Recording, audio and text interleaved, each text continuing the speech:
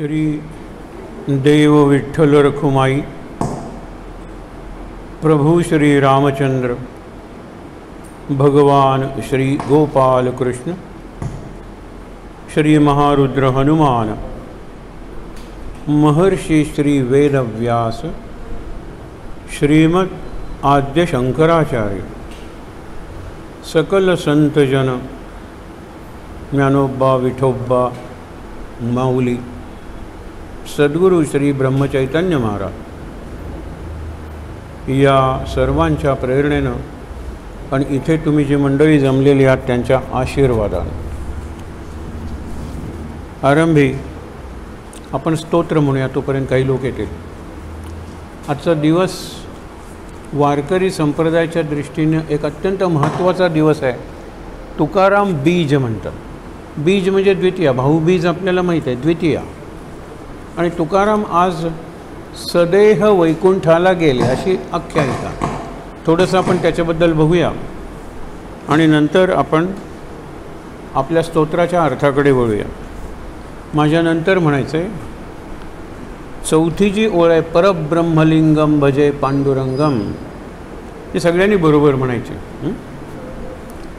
माझ्यानंतर महायोगपीठे तटे भीमरथ्या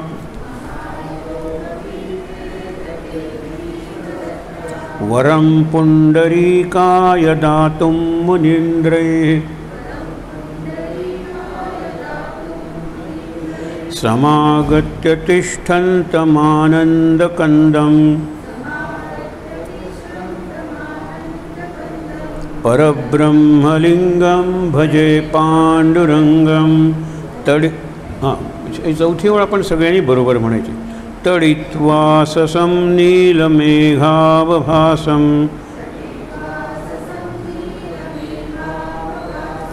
रमामन्दिरं सुन्दरं चित्प्रकाशं वरं त्विष्टकायां समन्यस्तपादं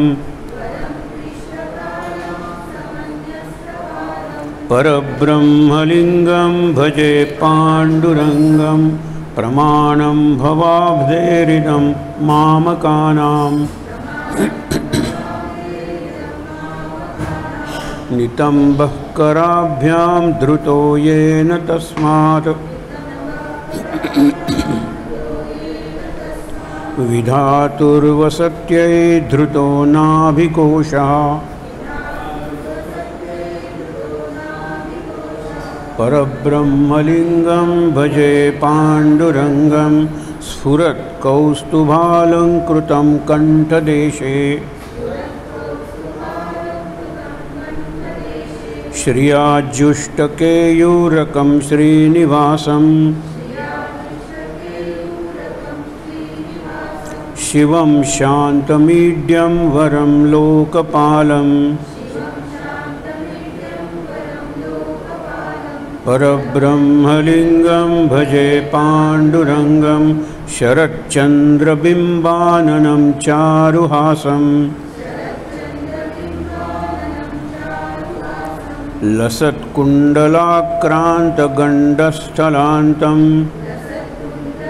क्रान्तगण्डस्थलान्तं जपारागबिम्बाधरं कञ्जनेत्रं परब्रह्मलिंगं भजे पांडुरंगं. किरीटोज्ज्वलत् सर्वदिक्प्रान्तभागं सुरैरर्चितं दिव्यरत्नैरनर्घैः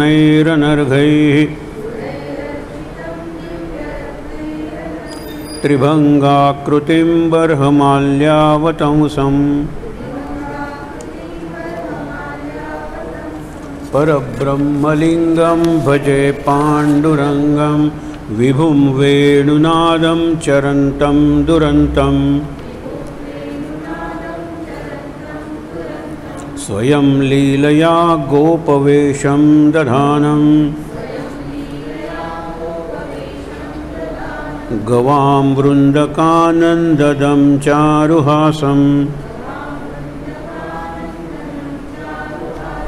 परब्रह्मलिङ्गं भजे पाण्डुरङ्गम् अजं रुक्मिणी प्राणसञ्जीवनं तं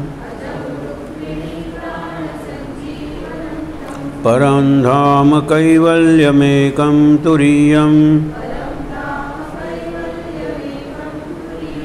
प्रसन्नं प्रपन्नार्तिहं देवदेवं प्रसन्नं प्रपन्नार्तिहं देवदेवं परब्रह्मलिंगं भजे पांडुरंगम.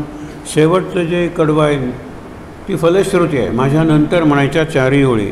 स्तवं पांडुरंगस्य वै पुण्यदं ये स्तवं पांडुरंगस्य वै पुण्यदं ये पठन्त्येकचित्तेन भक्त्या च नित्यं भवाम्भोनिधिं ते वितीर्त्वान्तकाले हरेरालयं शाश्वतं प्राप्नुवन्ति हरेरालयं शाश्वतं प्राप्नुवन्ति इति श्रीमत्परमहंसपरिव्राजकाचार्यस्य इति श्रीमत्परमहंसपरिव्राजकाचार्यस्य श्रीगोविन्दभगवत्पूज्यपादशिष्यस्य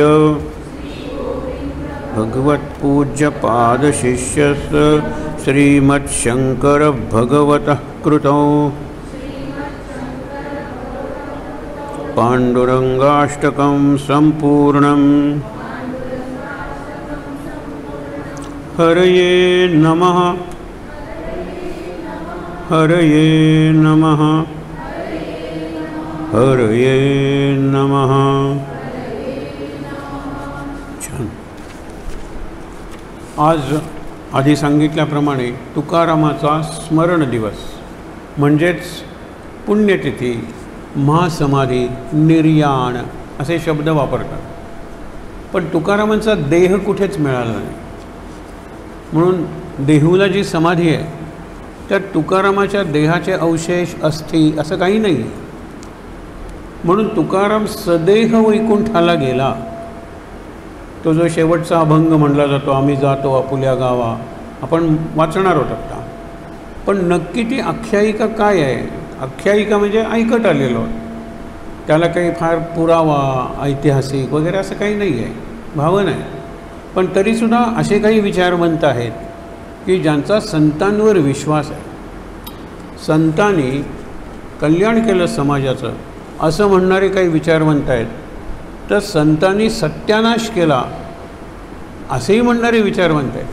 दोघांनी आपापल्या थिअरीज म्हणजे आपापले सिद्धांत असे मांडलेले आहेत. त्यापैकी एक खूप अभ्यासू असे पेंडसे नावाचे गृहस्थ, त्यांनी सगळ्याचा अभ्यास करून तुकाराम गेले म्हणजे नक्की काय झालं असेल असं सांगितलेलं आहे. तुकाराम एकंदर 42 वर्षांचंच त्यांचं आयुष्य आहे. साधारण 1608 ते 1650. शिवाजीचा जन्म 1630ला. म्हणजे ज्यावेळेला तुकाराम गेले सदेह वैकुंठाला तेव्हा शिवाजी 20 वर्षांचा होता. समर्थांचा जन्मही 1608 सालचाच आहे, समर्थ रामदासांचा. म्हणजे एकाच वेळी हे दोन संत जवळजवळच राहत होते. आणि हा एक महापुरुष शिवराय, शिवछत्रपती, तोही त्याच काळात होता.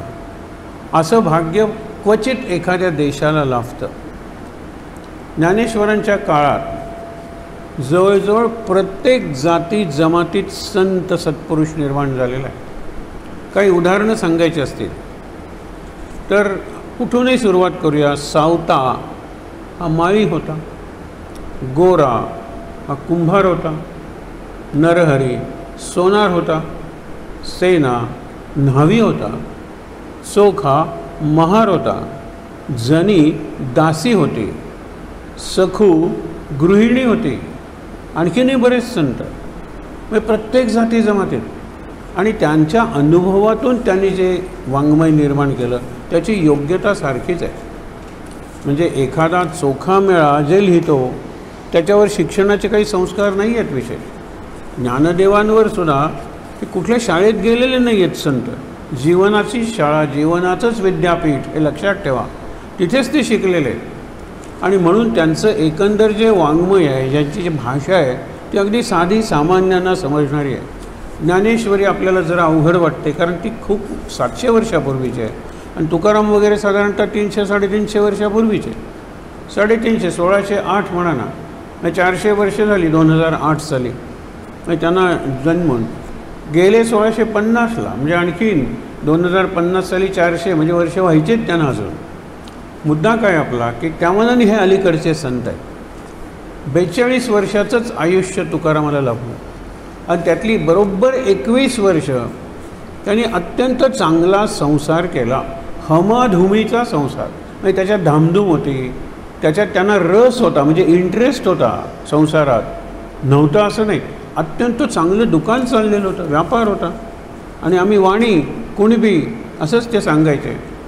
तर इतका त्यांचा चांगला व्यापार होता की आजूबाजूच्या गावातसुद्धा एखाद्याने खरेदी केली आणि पैसे नसतील आणि जर तुम्ही सांगितलं मी देहूहून आलेलो आहे, मी तुकारामाला ओळखतो, तर तुम्हाला ती उधारी मिळत होती. एवढी तुकारामाची पत होती, ज्याला क्रेडिट आपण म्हणतो, एवढं सोशल क्रेडिट होतं, सामाजिक पत होती, मान होता.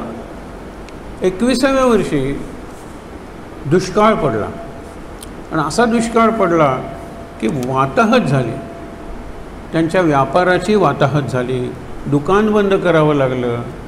एक पत्नी गेली, आईवडील गेले, 1-2 मुलं गेली, भाऊ घर सोडून निघून गेला. म्हणजे एकंदर काय व्हायचं राहिलं नाही आहे सांगा बरं. जीवनाच्या दृष्टीने सर्व बाबतीत तुकारामाचं नुकसान झालेलं आहे. ते साधारण या 1-2 वर्षाच्या आत.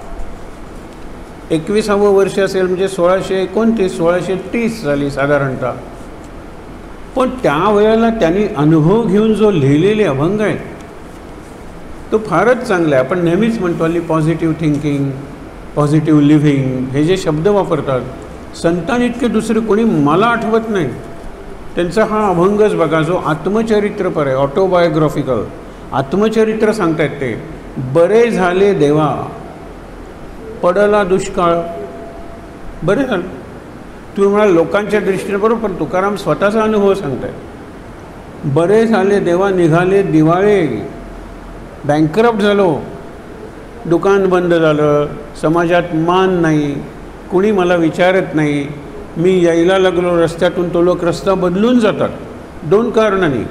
एक म्हणजे त्यांच्याकडे असलेली उधारी मी मागेन, किंवा मी त्यांच्याकडे काहीतरी 5 रुपये 10 रुपये द्यावं, मुलांना काही जेवायला नाही. इतकी अन्नान्न दशा म्हणतात ना, तशी तुकारामाची झाली होती. या 21व्या वर्षी त्यांना स्वप्नात दृष्टांत झाला. बाबाजी चैतन्य हा चैतन्य परंपरेतील एक महापुरुष त्यांच्या स्वप्नात आला आणि त्यांनी सांगितलं की मी तुला अनुग्रह देतो, उपदेश देतो. आणि त्यांनी मंत्र दिला, राम कृष्ण हरी. हा वारकरी संप्रदायाचा मंत्र आहे. आपण ज्ञानबा तुकाराम म्हणतो ती संतांची नाव आहेत. नामदेव वगैरेंचा जय जयकार करतो ते संत होते. पण वारकरी संप्रदायाचं मंत्र राम कृष्ण हरी. तुम्ही जर पावसला गेलात, रत्नागिरीजवळ पावस नावाचं गाव, अत्यंत रम्य स्थान आहे. स्वामी स्वरूपानंदांची तिथे समाधी आहे. ती स्वरूपानंदांची जन्मभूमी आणि कर्मभूमी. तिथे सतत ओम राम कृष्ण हरी, ओम राम कृष्ण हरी, ओम राम कृष्ण हरी हा मंत्र चालू असतो. तुम्ही जरी गेलात तरी तिथे कुठली तरी माळ चालूच असते आणि तुम्ही एक माळ तरी करावी, जास्तीत जास्त 3 मिनटं लागतात. ओम राम कृष्ण हरी ओम. आणि इतका चांगला रिदम तयार होतो. जर भरलेला असेल तो मंडप, खूप छान वाटतं. त्यांनी ओम त्याला जोडला शक्ती वाढवण्यासाठी. पण राम कृष्ण हरी हा शक्ती मंत्र आहे वारकरी संप्रदायाचा. आता रामकृष्ण हरी तुकाराम म्हणायला लागले, पण शेवटी रामकृष्ण हरी या रूपात विठ्ठल हा त्यांच्या कुटुंबात पूजाच होती विठ्ठलाची, विठ्ठलाची वारी होती. त्यांनी स्वतःसाठी म्हणून एक मंदिर बांधलं आणि अगदी त्याच्या बायकोनी मुलांनी चिखल वगैरे नेऊन ते परवापर्यंत ते मंदिर होतं. नंतर आता रिनोव्हेशन म्हणतात किंवा रिडेव्हलपमेंट म्हणतात. आता जरा मंदिर नवीन झालेलं आहे, पण समाधी तशीच आहे. तर ते तुकारामांचं आडनाव मोरे. अजूनही तुकारामाचे वंशज आहेत. त्यातल्या काही जणांचा तुकारामाच्या वाङ्मय असा चांगला अभ्यास आहे, आणि हा काय शिकला माहीत नाही, व्यवसायानं व्यापारी होता. ज्ञानेश्वरांच्या बाबतीत काय झालं तर ज्ञानेश्वरांना त्यांचा मोठा बंधू निवृत्तीनाथ यांनीच सगळा अनुग्रह दिला, उपदेश केला, आणि वडिलांनी बरंचसं काहीतरी शिकवलं, आणि अत्यंत बुद्धिमान होते ज्ञानेश्वर. आता निवृत्तीनाथ आपण ज्ञाननाथ म्हणत नाही, पण ज्ञाननाथच आहे, सोपाननाथच आहे. आपण ज्ञानदेव सोपानदेव म्हणतो, पण ती परंपरा नाथ संप्रदायाची परंपरा आहे. हे नवनाथ आपण म्हणतो, त्यातला पहिला मत्स्येंद्रनाथ गोरखनाथ हे आपल्याला माहीत असतात, शेवटचा गहिनीनाथ. या गहिनीनाथांनी अनुग्रह दिला या निवृत्तीनाथांना, आणि त्यांनी मग आपल्या भावंडांना अनुग्रह दिला. त्यामुळे गुरु कोण झाले, वडील बंधू हेच गुरु झाले. ज्ञानेश्वरीत गुरुची जी स्तुती येते ती समोर निवृत्तीनाथ बसलेले आहेत. ते बसल्यानंतर इतके गुरुच्या स्तुतीचे मंत्र येतात. बऱ्याच वेळेला निवृत्तीनाथ सांगतात, आता पुरे झालं गुरुचं महात्म्य, आता जरा गीतेकडे वळा. हेही ज्ञानेश्वरांनी सांगितलेलं आहे. मग ते ज्ञानेश्वरीत आहे, पुरे झाले पाल्हाळ, आता आपण याच्याकडे वळूया. तर तुकारामाच्या बाबतीत काय झालं की अर्ध आयुष्य त्याचं उरलेलं होतं, आणि विठ्ठल नामाचा छंद त्याला एवढा लागला तुकारामांना. मध्ये एकनाथ आहेत, लक्षात घ्या, ज्ञानदेव, नामदेव, आणि आत्ता नामदेव हा शिंपी होता आत्ता सांगितलेलं. तर हे सगळे जे लोक होते त्यांच्या आणि तुकारामाच्या मध्ये एकनाथांचा जन्म आहे. आणि एकनाथांना सुद्धा सगळ्यांनाच ते सद्गुरूंचा आशीर्वाद होता, सगळ्यांना सद्गुरूंनी मुक्त केलं होतं. तुकाराम वगैरे मुक्त झाले आणि नामाला लागले, आणि नंतर नाम त्यांना अनावर झालं, म्हणजे त्यांच्या शरीरात मावेना. दूध आपण एखादं जर अग्नीवर ठेवलं तर शेवटी ते भांड्यातून उतू जातं, तसं तुकारामाच्या शरीरातून नाम उतू जात होतं, ओसंडून जात होतं. आणि म्हणून म्हणतो की तुम्ही माझी काही जीभ धरून ठेवली तरी मी विठ्ठल विठ्ठल विठ्ठलच म्हणणार आहे. माझ्या श्वासावरच विठ्ठल नाम आरूढ झालेलं आहे, इतकं नाम त्यांनी घेतलं. तुकारामाचं साधन काय तर नाम. तुकारामाचे अभंग आहेत, सुटे अभंग आहेत. तुकारामांनी फार क्वचित लिहिलं, लक्षात ठेवा. तुकाराम बोलत गेले, तो प्रसंग सांगता येण्यासारखा आहे. आपल्या ज्या मेंदूच्या शक्ती आहेत ना निरनिराळ्या, आणि त्या शक्तीची मेंदूत निरनिराळी केंद्र आहेत. अजून आपल्याला मेंदूचं काहीच ज्ञान झालेलं नाही, 5% मेंदूचं ज्ञान आपल्याला झालेलं नाही आहे. इतकी आपलं मेडिसिन पुढे गेलेलं आहे, फिजिओलॉजी पुढे गेलेली आहे, नाही झालेलं. तरीसुद्धा मानवाने एवढे चमत्कार घडवलेले आहेत. ऋषींनी बऱ्याच गोष्टी आधी सांगून ठेवलेल्या आहेत, आणि त्यांचे ग्रंथ आहेत ते. परवाच मी तुम्हाला सांगितलं की एका वैद्यानं, आयुर्वेद, त्यांनी एक कॅलेंडर तयार केलेलं आहे, आणि त्याच्यात 12 महिन्याला असे 12 ऋषी दिलेले आहेत, आणि त्यांच्या ग्रंथातली पानं छापलेली आहेत. आज आपण ज्याला क्वांटम फिजिक्स म्हणतो, न्यूक्लिअर फिजिक्स म्हणतो, आईन्स्टाईनियन फिजिक्स म्हणतो, हे अलीकडचं अद्यावत विज्ञान, त्यांनी जे सिद्धांत सांगितलेले आहेत ते ज्या ज्या आपल्या ऋषींनी सांगितले आणि काही हजार वर्षापूर्वी सांगितले, हे लक्षात ठेवा. त्यांची टाईमलाईन जीसस ख्राइस्टपासून सुरू होते. आपण BC म्हणजे बिफोर ख्राइस्ट म्हणतोच, हे बिफोर ख्राइस्ट देन 2-2 हजार वर्षाशी जन्मलेले आहे. मग त्याच्यात सगळं सांगत बसत नाही, पण अणू सगळं जग भरलेलं आहे, मॅटरनी सगळं जग भरलेलं आहे, हे सिद्धांत सांगणारे ऋषी आहेत. आणि त्याचबरोबर सुश्रुत वगैरे. मला सांगायचं आहे काय की ही जी आपली परंपरा आहे त्याचं ज्ञान करून घेण्याची आता वेळ आलेली आहे. इन्फॉर्मेशन आपल्याला भरपूर मिळते, पण इन्फॉर्मेशन ही एवढी फ्लॅट असते, म्हणजे सपाट असते, आणि एवढी सुपरफिशियल म्हणजे उथळ असते की ते राहतच नाही. इन्फॉर्मेशन एक्सप्लोड होत असते. एक्सप्लोजन जसा ॲटॉमिक एक्सप्लोजन असतो, न्यूक्लिअर म्हणजे अणुस्फोट असतो, तसा माहितीचा स्फोट घडतो आहे. कालची माहिती आज नाही आहे. पूर्वी म्हणत होते milk is the most perishable commodity, म्हणजे दुधावर काही तापवलं वगैरे नाही तर दूध संध्याकाळपर्यंत नासतं, वाया जातं. Fish and vegetables they come next. आता आपण रेफ्रिजरेशन एवढं वाढवलेलं आहे की आपण दूध वगैरे काही महिने टिकवू शकतो. आता most perishable commodity is information. कालची इन्फॉर्मेशन आज जुनी झालेली आहे. म्हणजे मी जर म्हणलं की मी ते पुस्तक वाचलेले आहे, त्याच्या पुढची 2 पुस्तकं त्या लेखकांनी लिहिलेली आहेत, ती वाच. अपडेट स्वतःला ठेवणं हे अवघड झालेलं आहे. इतका ज्ञानाचा स्फोट, सकाळची माहिती संध्याकाळी जुनी झालेली असते. मग अशा वेळेला माहितीचं ज्ञानात रूपांतर झालं पाहिजे आणि त्यासाठी आपण हे चिंतन करतो आहे.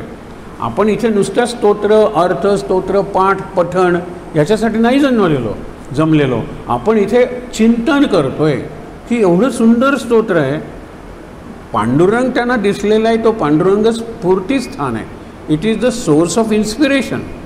पांडुरंग बघितल्यानंतर शंकराचार्य एकदम बोलून गेलेले आहेत. ते हे स्तोत्र आहे, ते पंढरपूरच्या पांडुरंगाचं स्तोत्र आहे असं समजू नका, ते विष्णूचंही स्तोत्र आहे.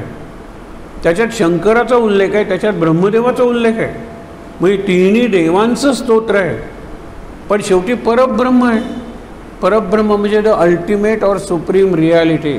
ही डेफिनेशन तुम्ही घ्या, त्याला हात पाय वगैरे काही लागत नाही. तो आपण देवावरून भांडतो, पंथावरून भांडतो, हे सगळं अज्ञान आणि अहंकार. इट इज इग्नरन्स अँड आपण म्हणतो ना इगो, त्यामुळे सगळं झालेलं आहे. पण परब्रह्माला काही नाही आहे हो. आणि ती ज्याला आपण वैज्ञानिक एंटिटी, आईन्स्टाईन वगैरे जी भाषा बोलतात तीच तुकाराम बोलतो, हे लक्षात घ्या. ह्यांचे मीडियम निराळ आहे. हे संतांच्या भाषेत बोलतात, परमार्थाच्या म्हणजे स्पिरिच्युअलिझम और स्पिरिच्युअलिटी आत्म्याच्या भाषेत संत बोलतात, तर ते अणूंच्या भाषेत बोलतात. त्यांचं फिजिकल नेचर, बाहेरचा निसर्ग हे त्यांच्या संशोधनाचं स्थान आहे. आतली जी सृष्टी आहे, अंतःसृष्टी, ते आपल्या ऋषीमुनींचं आहे. आणि दोन्हीकडे एकच आहे, जे पिंडी ते ब्रह्मांडी आणि ब्रह्मांडी ते पिंडी हा सिद्धांत आहे. पिंड म्हणजे शरीर आणि ब्रह्मांड म्हणजे सगळं विश्व. व विश्वात जे आहे ते माझ्या शरीरात आहे आणि माझ्या शरीरात आहे तेच विश्वात आहे. आणि हा सिद्धांत तुम्हाला वाटेल हे अवघड आहे का समजायला? नाही हो, समजायला सोपं आहे, पण आपण विचारच करायला तयार नाही. चिंतन करण्यासाठी थांबलं पाहिजे, थोडं मौन पाळलं पाहिजे, बैठक घालून वाचलं पाहिजे. वाचलं आहे त्याच्या थोड्या नोट्स काढल्या पाहिजेत आणि त्याच्यावर एकांतात थोडंसं चिंतन केलं पाहिजे. इतकी आवर पर्सनॅलिटी विल बी एनरिच्ड. मी अनुभवावरून तुम्हाला सांगतो, आपले व्यक्तिमत्व एवढं श्रीमंत होईल, लक्षात ठेवा, एवढं समृद्ध होईल की लोक आपलं शिक्षण, आपल्याकडे असलेली सत्ता, आपल्याकडे असलेली संपत्ती, आपल्याकडे असलेलं सौंदर्य हे सगळं विसरतील आणि आपल्याकडे येतील. त्या चोखा मेळाकडे काय होतं सांगा बरं? काही नव्हतं. मेलेली गुरं, ती खूप गुरं होती त्यावेळेला, गुरं मरतच असायचे, ती ओढत न्यायची दोरीनं आणि गावाच्या बाहेर पुरून टाकायची.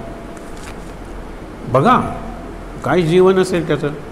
पण त्यांनी जी काही रचना केलेली आहे ती रचना ज्ञानेश्वरांच्या योग्यतेची आहे. ज्ञानेश्वरांना सांगितलं की ती नाथ परंपरा आहे. तुकारामाला स्वप्नात दिलेला दृष्टांत आहे आणि त्या स्वप्नात बाबाजी चैतन्यांनी सांगितलं, मी तुला हा खरा दिलेला अनुग्रह आहे आणि याच्यासाठी उद्या इंद्रायणीच्या घाटावर त्या पायऱ्या आहेत, कुठेतरी आत्ता मी तुला जसा दिसतोय तसा मी दिसेन, मला पावशेर तूप दे. ते झाली गुरुदक्षिणा, पावशेर तूप. मग दुसऱ्या दिवशी तुकाराम पावशेर तूप घेऊन त्याच्यासारखा कोणी दिसतो का, कोणी दिसल्यानंतर त्याला दिलं, नमस्कार केला, गुरुदेव आशीर्वाद असू दे. त्यानंतर तुकाराम बदलले हो. एक प्रसंग सांगतो तुम्हाला, आपल्या जीवनात असं घडतं पण एकतर आपल्या लक्षात येत नाही आणि घडतंय ते चांगलं घडावं, ज्याला कन्सॉलिडेशन म्हणतात, घट्ट व्हावं, टिकावं, यासाठी आपण प्रयत्न करत नाही. आपल्याला सुद्धा एखादी चांगली कल्पना सुचते. जायचं काय, 4 वाजता तुकाराम उठायचे. आज तुकाराम बीज आहे, लक्षात ठेवा. 4 वाजता उठल्यानंतर त्यांचं परसू होतं, बाग होती समोर छोटं, आणि त्यांचा कान्होबा नावाचा धाकटा भाऊ. आपला हा भाऊ आहे तो काहीतरी निराळा आहे, त्याच्यात काहीतरी दैवी आहे, हे लहानपणापासून त्याला कळलं होतं कान्होबाला. म्हणून तोही उठायचा. पण तुकाराम इतक्या गोड आवाजात सर्व संतांचे अभंग म्हणायचे, सगळ्या रचना संतांच्या म्हणायचे. मग त्याच्यात नामा म्हणे असायचं, बाप रखुमा देवीवरू असायचं, जनी म्हणे, हे सगळे त्या आधीचे संत, एका जनार्दनी, सगळं. एक दिवस तुका म्हणे असं तो म्हणाला. त्यावेळेला म्हटलं चुकून झाली असेल, ज्याला स्लिप ऑफ टंग म्हणतो, बोलताना चूक झाली असेल, तुका म्हणे. पुढचं म्हणलं तुका म्हणे. हा काहीतरी चुकतोय आपला भाऊ, म्हणून कान्होबा उठला, तुकारामाला गदा हलवलं आणि हे तू काय म्हणतोस तुका म्हणे. तुम्ही तुका म्हणे म्हणलं. चुकलं माझं सर्व संतानो आणि हे पांडुरंगा क्षमा कर, माझी तेवढी पात्रता नाही आहे. कान्होबा जाऊन झोपला. पुन्हा तुका म्हणे. तेव्हापासून तुकारामाने दुसऱ्याचे अभंग सांगण्याऐवजी स्वतःचीच अभंगवाणी सुरू केली. हा देहूचा वाणी जातीचा, पण त्याची वाणी अभंग बनली. आज तुकारामाचे जे अभंग आहे त्यांनी आध्यात्मिक जो अनुभव सांगितलेला आहे, खरं सांगतो तो सर्वोच्च आहे. संत सूर्य तुकाराम, ज्ञानदेवे रचिला पाया, कळस झळके वरी तुकयाचा. तुकाराम कळस आहे आणि काय त्याचे ते अभंग आहेत. खूप तुम्हाला तुकारामाबद्दल सांगता येईल, पण हे लक्षात ठेवा, त्याची जागी झाली कुंडलिनी शक्ती. आपल्याला कुंडलिनी जागी करणार येतात, 7 चक्र 7 दिवसात वगैरे, हे सगळं फ्रॉड आहे. असे कुंडलिनी जागी म्हणून जागी होत नाही, वर्षानुवर्ष तपश्चर्या करावी लागते. गुरुची कृपा असेल आणि आधीच्या जन्मीचे जर माझी काही पुण्याई असेल, तिथे जर मी काही साधना केली असेल तर कुंडलिनी जागी होते. कुंडलिनीला दुसरा शब्द आहे प्रतिभा, तिसरा शब्द आहे भगवती. जसा भगवान तशी भगवती शक्ती आहे. आणि चौथा सगळ्यात चांगला शब्द आहे रुक्मिणी. रुक्मिणी ती शक्ती आहे, ती कृष्णाची शक्ती आहे. आणि काल बघितलं, रुक्म म्हणजे सोनं, साक्षात ती सोन्याची आहे, म्हणजे तिचे गुण सोन्याचे आहेत. ती काही सत्यभामेसारखी सोन्याने पूर्णपणे मढवलेली वगैरे अशी नाही आहे, तिचे गुण सोन्याचे आहेत रुक्मिणी. हे का सांगितलं की तुकारामाचं लक्षात घेतलं तर काही नाही हो, बॅकग्राऊंड फॅमिली बॅकग्राऊंड काही नाही आहे. हा जात होते पिढ्यानपिढ्या वारीला जात होते, तुकारामही जात होते वारीला. खूप प्रसंग आहेत त्यांच्या जीवनातले. पण प्रभात नावाची जी फिल्म कंपनी होती त्यांनी संत तुकाराम नावाचा चित्रपट काढला. त्याला आता 60-70 वर्ष झाली असते. त्याच्यात विष्णुपंत पागनीस, हे मी का सांगतोय की फार महत्त्वाचं उदाहरण अध्यात्माच्या आजच्या दिवसाच्या दृष्टीने म्हणून सांगतोय. विष्णुपंत पागनीस यांनी तुकारामाची भूमिका केली होती. ते इतके तुकारामासारखे दिसत होते. आपण तुकारामाला नाही बघितलेलं, पण तुकारामाचं एक चित्र, तुकारामाची एक प्रतिमा, एक इमेज आपल्या डोळ्यासमोर असते. अगदी तसे ते दिसले. आणि पांडुरंग पांडुरंग विठ्ठल विठ्ठल म्हणता म्हणता त्यांना जवळजवळ वेड लागलं आणि ते संसाराच्या दृष्टीने निकामी झाले. एकदा त्यांनी प्रयत्न केला सामाजिक सिनेमात काम करण्याचा. त्यापूर्वी त्यांना गोंदवलेकर महाराज म्हणून होते, नामावतारच होते. तुकारामसुद्धा नामावतारच आहे. ते भेटले आणि त्यांनी सांगितलं, वरच्या पातळीवर तुम्ही आहात, खालच्या पातळीवर येऊ नका. लोक तुम्हाला रस्त्यात सुद्धा नमस्कार करतात तुकाराम म्हणून, आणि या सामाजिक याच्यात हिरो काय व्हिलन काय असली कशाला कामं करतात. नाही, त्यांनी केलं आणि नंतर मात्र पूर्णपणे डोक्यावर परिणाम झाला. पण डोक्यावर परिणाम महत्त्वाचा नाही आहे, ते तुकाराम जगले, ते तुकारामाच्यात शिरले आणि तुकाराम त्यांच्यात शिरला, हे लक्षात ठेवा. आणि त्यामुळे त्यांचं जीवन पूर्णपणे तुकाराममय होऊन गेलं. मला हे सांगायचं नाही आहे, Guinness book of world records हे ऐकलं असेल आपण, तुम्हाला गुगलवर सुद्धा मिळता येईल. त्याच्यात जगातला पहिला सिनेमा जो एका थिएटरला सलग 100 आठवडे म्हणजे 2 वर्ष चालला, तो तुकाराम. संत तुकारामाचं हे रेकॉर्ड आहे आणि तो पहिला चित्रपट आहे. 100 आठवडे एका थिएटरला चालला, कारण त्याचा एवढा प्रभाव पडला. त्याच्या प्रभावाचा काय परिणाम झाला आजच्या दिवसाच्या दृष्टीने विचार करा. आम्ही जातो आमुच्या गावा, आमुचा राम राम घ्यावा, हा जो तुकारामाचा अभंग आहे तो त्याच्यात गायला. आणि ते पागनीस तुम्हाला सांगितलं विष्णुपंत तुकारामासारखेच दिसत होते. आणि गरुडावर बसले आणि वैकुंठाला गेले. गरुड का? कारण विष्णूचं वाहन आहे, वैकुंठ हे विष्णूचं स्थान आहे. विष्णूंनी त्याला आपल्याकडे बोलवलं आणि म्हणून तो ट्रिक सीन होता. आणि 70-80 वर्षापूर्वी ट्रिक सीन्स नव्हते हो. आज काय वाटेल ते with artificial intelligence anything is possible. खरंच आपल्याला अगदी खरं वाटेल, पण ते इतकं खोटं असेल की आपला विश्वास नाही बसणार. पण त्यावेळेला नव्हतं. पण तो गरुड असा पंख फालवत येतो, तो उतरतो, नंतर त्याच्यात तुकाराम चढतात, लोक बघायला येतात, हे सगळं सिनेमात. आणि त्यावेळेला चित्रपटगृहातले लोक म्हणजे प्रेक्षक इतके तन्मय होऊन तो प्रसंग बघतात की त्यांना खरंच तसं झालं असेल असं वाटतं. आवली नावाची त्यांची बायको, ती पूर्णपणे प्रपंचात गुरफटलेली होती. सगळेजण सांगायला गेल्या काही बायका, आवले ये, गरुड आलाय, तुझ्या पतीला वैकुंठात नेण्यासाठी गरुड आलेला आहे. ती बघायला येते. त्यावेळेला तुकाराम म्हणतात, ये ग आवले, दोघेही जाऊया ना बरोबर. ती म्हणते, आले असते पण म्हैस गाभण आहे. गाभण आहे म्हणजे आता म्हैस विणार आहे, म्हशीला काय रेडकू पाडकू जे काय होईल ते लक्षात घ्या. गेली नाही ती. आपलं बऱ्याच वेळेला असं होतं, चांगली संधी आलेली असते पण ती संधी चुकवतो. त्याला प्रकाशाचा क्षण किंवा क्रांतीचा क्षण और टर्निंग पॉईंट म्हणतात. हा टर्निंग पॉईंट एखाद्यालाच मिळतो. उदाहरण सांगून वेळ घालवत नाही आहे, कारण तुकारामाच्याच जीवनात सांगण्यासारखं खूप आहे. म्हणून त्यांनी सगळ्यांचा निरोप घेतला आणि तो गरुड उडून गेला. त्यावरून एक आख्यायिका तयार झाली की तुकाराम वैकुंठाला गेले. तुकारामाचे स्वतःचे अभंग आहेत, आम्ही वैकुंठवासी, म्हणजे आम्ही कायम वैकुंठातच असतो. आम्ही वैकुंठवासी आलो याची कारणाशी जन्म घेतला, याच कारणासाठी. बोलिले जे ऋषी, हजारो वर्षापूर्वी ऋषींनी सांगितलं की अशा पद्धतीने जगता येतं, कोणत्याही परिस्थितीत आनंदात राहता येतं आणि आनंदाचे डोही, आनंद तरंग, आनंदाची अंग आनंदाचे, हा तुकारामाचा अनुभव आहे. आणि आत्ता सांगितलं ना, अत्यंत अन्नान्न दशा झाली होती कुटुंबाची, तरी हा अत्यंत आनंदात होते नामस्मरणाच्या नामाच्या जोरावर. हे ऋषींनी जे सांगितलं आहे ते आजच्या काळातही जगता येतं, हे दाखवण्यासाठी आम्ही इथे आलेलो आहोत. आम्ही वैकुंठवासी, म्हणजे तुकाराम जिवंत असतानाच वैकुंठात होता. वैकुंठ म्हणजे काय? वैकुंठ, कैलास वर्णनं केलेली आहेत लोकांनी. आता तर कैलास मानस सरोवर इतकं पेव फुटलेलं असतं, त्या व्हॉट्सॲपवर गुगलवर सगळेजण फोटो काय टाकतात वगैरे वगैरे वगैरे. तर कैलास नावाचा असा लोक म्हणजे रिजन, वैकुंठ नावाचा लोक म्हणजे प्रदेश आहे का? यावर चिंतन केलेलं आहे आपल्याच ऋषींनी. विगत कुंठा त्याला वैकुंठ म्हणलेलं आहे. कुंठा म्हणजे सर्व प्रकारचे भेद, सर्व प्रकारचा संकुचितपणा, नॅरो मेंटॅलिटी.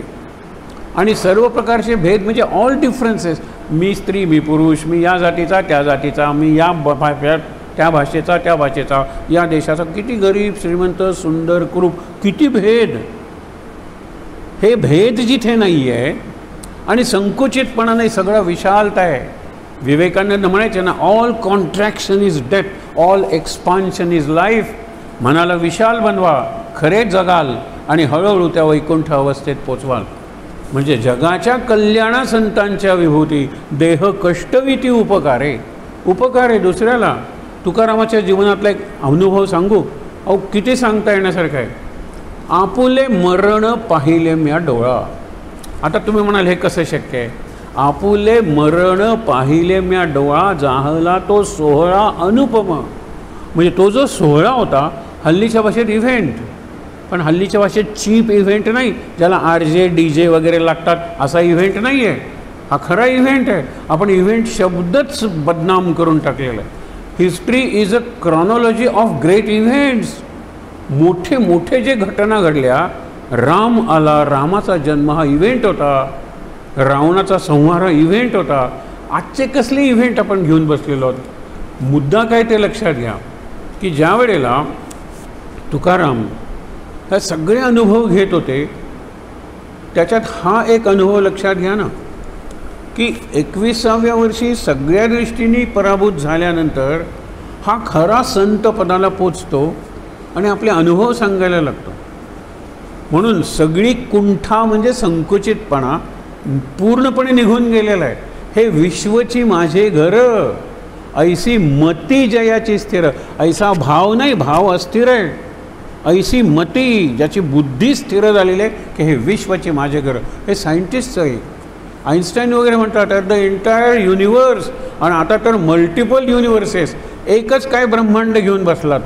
खरंच सांगतो, कॉलेजमध्ये सुद्धा आम्ही देर इज वन युनिवर्स, युनिवर्सची डेफिनेशन केली होती. आता ही डेफिनेशन म्हणजे ही व्याख्या पूर्ण करणारी अनेक ब्रह्मांड शोधून काढलेली आहेत.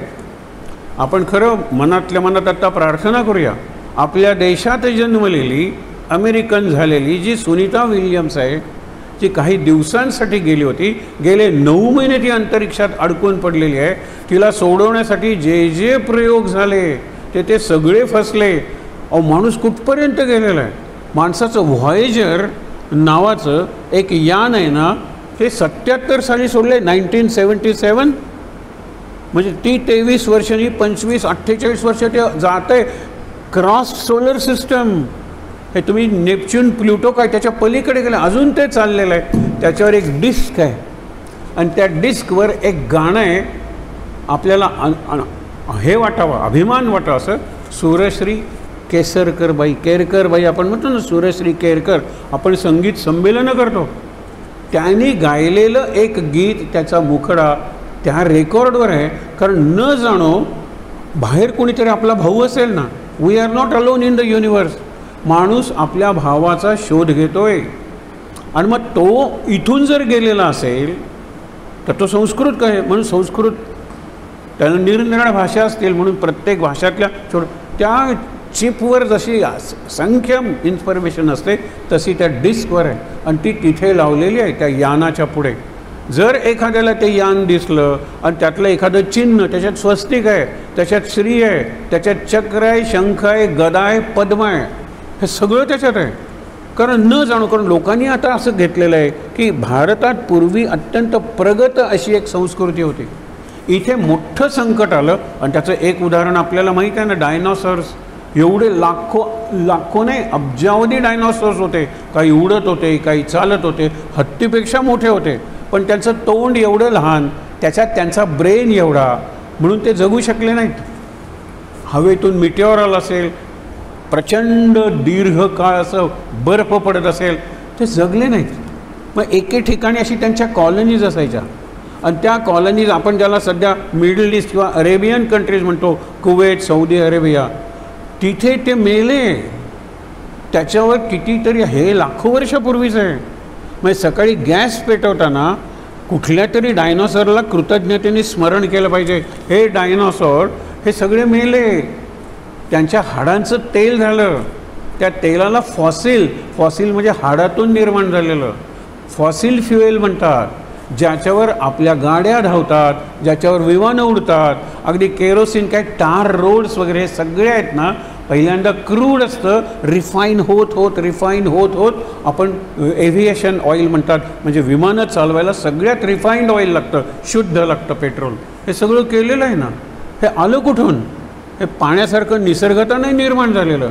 हे डायनॉसॉर्सची हाडं आहेत आणि ते जिथे एकत्र होते तिथे ते तयार झालं आणि त्यामुळे त्याचा stock is limited. Another 20 years and that oil reserves will be over. आता दुसरीकडे कुठेतरी सापडतील, आपल्या देशातही सापडायला लागलेले आहेत. मुद्दा तो नाही आहे, मुद्दा आहे हे फॉसिल फ्युएल आहे. म्हणून ज्या वेळेला आपण सगळ्या ब्रह्मांडाचा विचार करतो त्यावेळेला पांडुरंगाला काय अनंत कोटी ब्रह्मांड नायक म्हणतो ना. अनंत कोटी ब्रह्मांड नायक हा पांडुरंग आहे, हा शिव आहे, हा विष्णू आहे, हा ब्रह्मदेव आहे, हा गुरुदेव दत्त आहे. त्याचप्रमाणे हा तुकारामही आहे, हा ज्ञानेश्वरी आहे.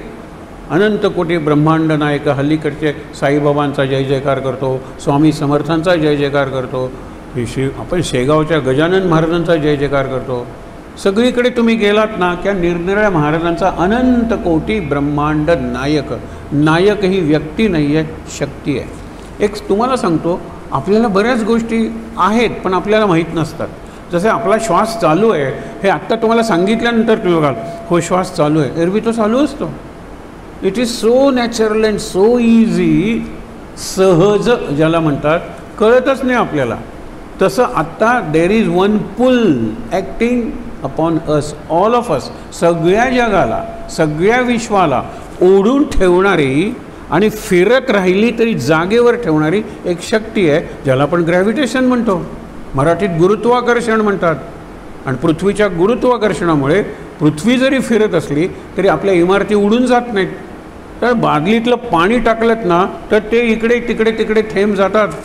हे थेंबच आहेत की ब्रह्मांडाच्या दृष्टीनं आपली जी पृथ्वी आहे it is just a drop or आपण पार्टिकल, कण आहे किंवा थेंब आहे. उडून जायला पाहिजे होती, नाही जात. कारण सगळे ग्रह, सगळं ब्रह्मांड, पृथ्वीवरच्या सगळ्या इमारती वगैरे सगळी वाहनं ही त्या गुरुत्वाकर्षणाने ही शक्ती आहे. आणि या शक्तीला परब्रह्म मानायला काही हरकत नाही आहे, कारण ती दिसते कुठे हो, ती असते. आणि तिच्यामुळे सगळे व्यवहार झालेले आहेत. इलेक्ट्रिसिटी बघा, दिसते कुठे हो, इलेक्ट्रिसिटीचे आपल्याला परिणाम दिसतात, आविष्कार, मॅनिफेस्टेशन ऑफ इलेक्ट्रिसिटी.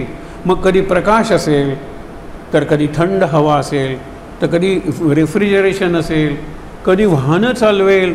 इलेक्ट्रिसिटी काय करत नाही आज, पण दिसत नाही, ती कुठलीही शक्ती दिसत नाही, पण असते ती शक्ती आपल्याला चालवत असते.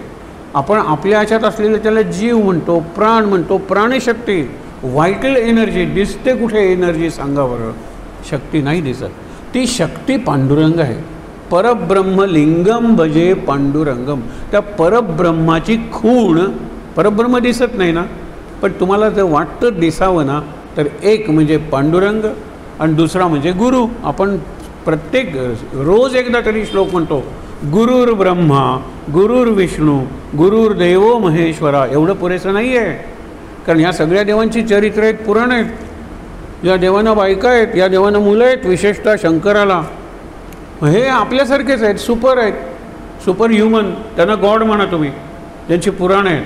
पण परब्रह्मलिंगम, परब्रह्माची खूण जसं पांडुरंग आहे, तसेच सद्गुरूला गुरु साक्षात परब्रह्म तस्मै श्री गुरवे नमः. या सगळ्या श्लोकात ब्रह्मा विष्णू महेश म्हणजे गुरु महत्त्वाचं नाही आहे. गुरु साक्षात परब्रह्म, जसा पांडुरंग साक्षात परब्रह्म, परब्रह्मलिंगम. परब्रह्माची खूण आहे. माझे सद्गुरू ही परब्रह्माची खूण आहे, लक्षात ठेवा. परब्रह्म दिसत नाही ना, माझा गुरु दिसतो. परब्रह्माला स्पर्श करता येत नाही. इलेक्ट्रिसिटीला कुठे स्पर्श करता येतो? ज्या तारेतून ती वाहते, कॉपर वायरमधून, शॉक बसेल तुम्हाला, पण इलेक्ट्रिसिटीचा जो प्रवाह आहे त्यामुळे तुम्हाला AC DC अल्टरनेटिंग करा, हे सगळे शब्द वापरतो. इलेक्ट्रिसिटी कुठे दिसते? आणि तिचं शॉक देत असते तर सगळेच शॉकने मेले असते की नाही? तसा प्रकार. गुरु साक्षात परब्रह्म आहे. मला जे जे काही करायचं आहे ते मी गुरुला प्रदक्षिणा घालू शकतो, गुरुची पाद्यपूजा करू शकतो, गुरुला आरती ओवाळू शकतो, गुरुचं स्तोत्र म्हणू शकतो, मंत्र म्हणू शकतो, गुरुची मंदिरं बांधू शकतो, गुरुची समाधी उभारू शकतो, सगळं करू शकतो. पण विसरायचं नाही, गुरु साक्षात परब्रह्म आहे. मला जे दिसतंय ते खूण आहे, प्रतीक आहे. It is a symbol. खूण म्हणजे सिम्बल, हे लक्षात ठेवा. आता तुम्हाला सगळा अर्थ पुढचा कळेल. तुकारामाचे हे जे 2 श्लोक आपण वाचूया. तुकाराम गेले म्हणजे आता काय झाला, शेवटचा अध्याय, आणि नंतर आपण स्तोत्राकडे. हे सगळं जोडलेलं आहे एकमेकाशी.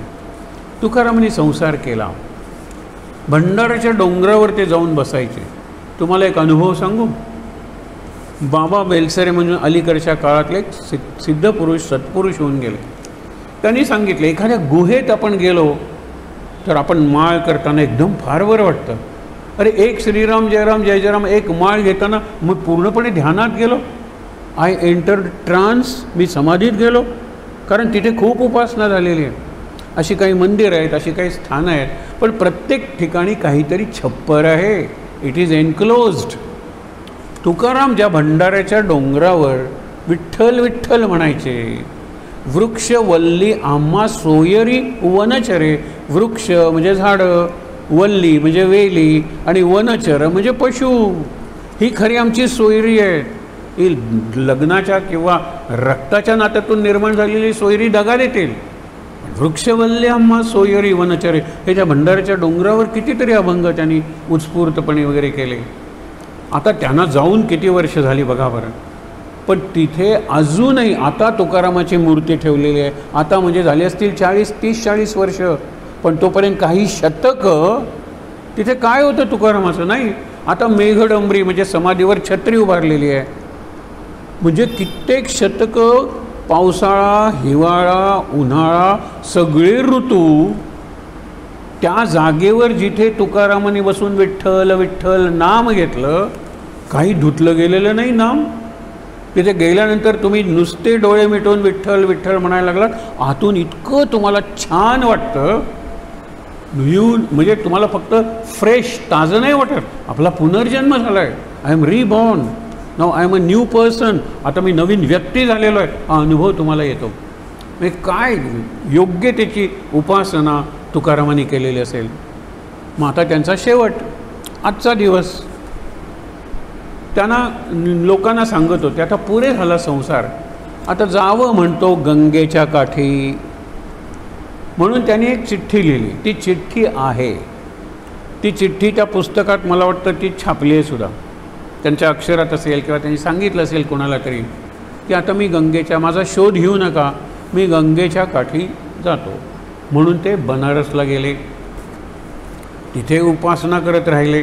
मी संसार सोडला, देहू गाव सोडलं, महाराष्ट्र प्रांत सोडला, गेले तिथे गंगेच्या काठी. तिथे ओळखीचे लोक, अरे तू इथे असं चल की आपण जाऊया, ओळखीचे, कारण गंगेच्या काठी महाकुंभाला बघितलं ना, कोटी कोटी लोक जमतात. नाही म्हणाला, इथून पुढे गेलं पाहिजे.